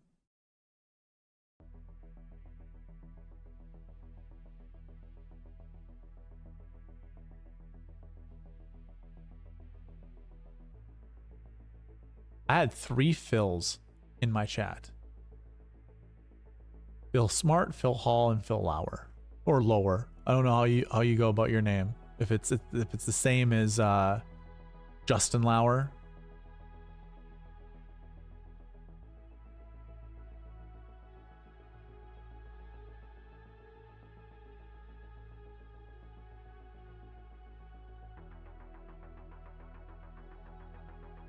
Is that everyone? Mr. Waking Up, Back 9, I got Lauer, Johnson, Bizzle. Yeah, I think we're good. Cool. That was roll call number 3. Again, I will be live tomorrow night at 9 p.m. Lombardi comes in late. That's fine. I'll be live tomorrow night with more information if I can. I will be building lineups for myself, so you can see my process as it comes when I build my lineups. This was a great stream. We got a lot of interaction for the Mexico Open. That's awesome. The Mexico Open isn't a tournament you expect to get a lot of engagement from. So I appreciate all you guys being here. We were able to hit the 25 like goal, which is awesome. If you're not subscribed to the channel, do so, because at the end of the month, if I'm over 800 subscribers, which we're at 803, that's awesome. I'm giving away $100. Throw that on the screen. 100 buckaroonies. Wheels up. What's up, man? Nice to see you. Saw you in Byron's chat. So yeah, giving away $100 at it'll be the first Tuesday of the next month, which is March 4th, whatever that tournament is for that strategy video. $100 will be given away if we can keep it above 800 subscribers by that time, which again, appreciate all of you that have subscribed. Appreciate all of you that have liked the video. We're at 27 likes. Boy, oh boy. We can get 2 more before I log off. That would be something. But yeah. And then also, if you didn't already know, I'm going to give away $1,000 worth of giveaways whenever we reach 1,000 subscribers. And if you want to be a part of this giveaway, you need to go sign up on SweetSpotDFS.com. Just create an account. That's all you got to do. It can be a free account. It doesn't have to be a paying account. Just go sign up. And that is all you have to do. I'm trying to get to a different page so I can see the likes, because I think the likes are different. Now we're at 27. Here, I'll make it 28. I get around wheels up says, I love it. 2 more likes. I don't even know if Byron's still here. If he is, wonderful.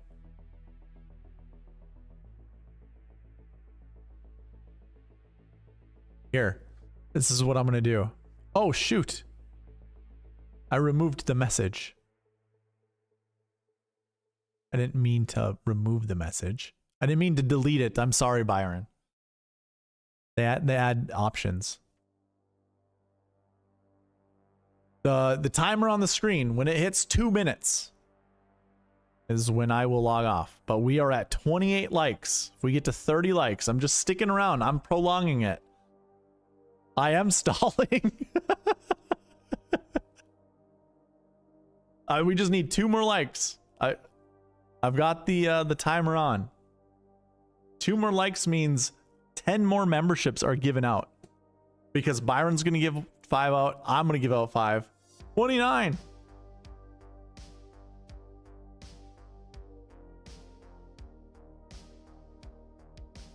$20 seconds.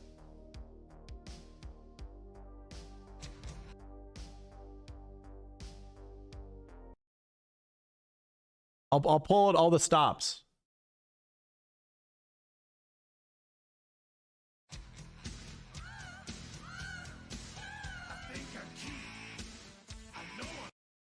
No, that didn't do it. Filibuster like Leslie, nope. Yeah. Oh, bummer. Bring out your dead. Monty Python, anybody?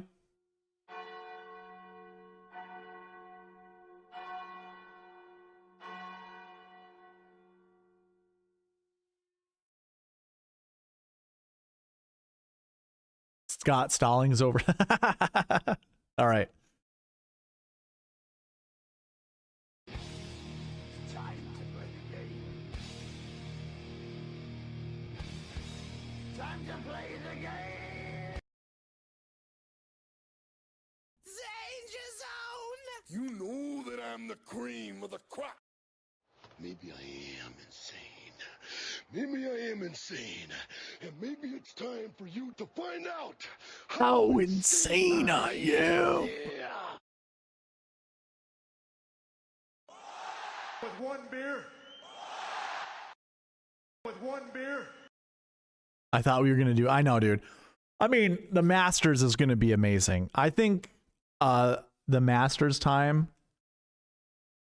my website will be almost completed to the point where I want it to be. And I mean, it's just going to be, it's going to be great. Masters will be good. The Players Championship will be a good one too. We can surpass the like goal at those tournaments. The fact that we got to 28 for the Mexico Open, pretty good. Pretty good. Pretty good. I actually have that. Anyways, I'm gonna take off pretty soon. Pretty good. It's pretty good.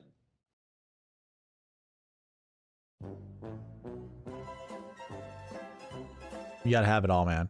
All right, guys. I appreciate you all sticking around. I've been stalling this whole time trying to get over 30 likes. But I appreciate you all. Thank you all for watching. I'll see you in the next one. All right, bye.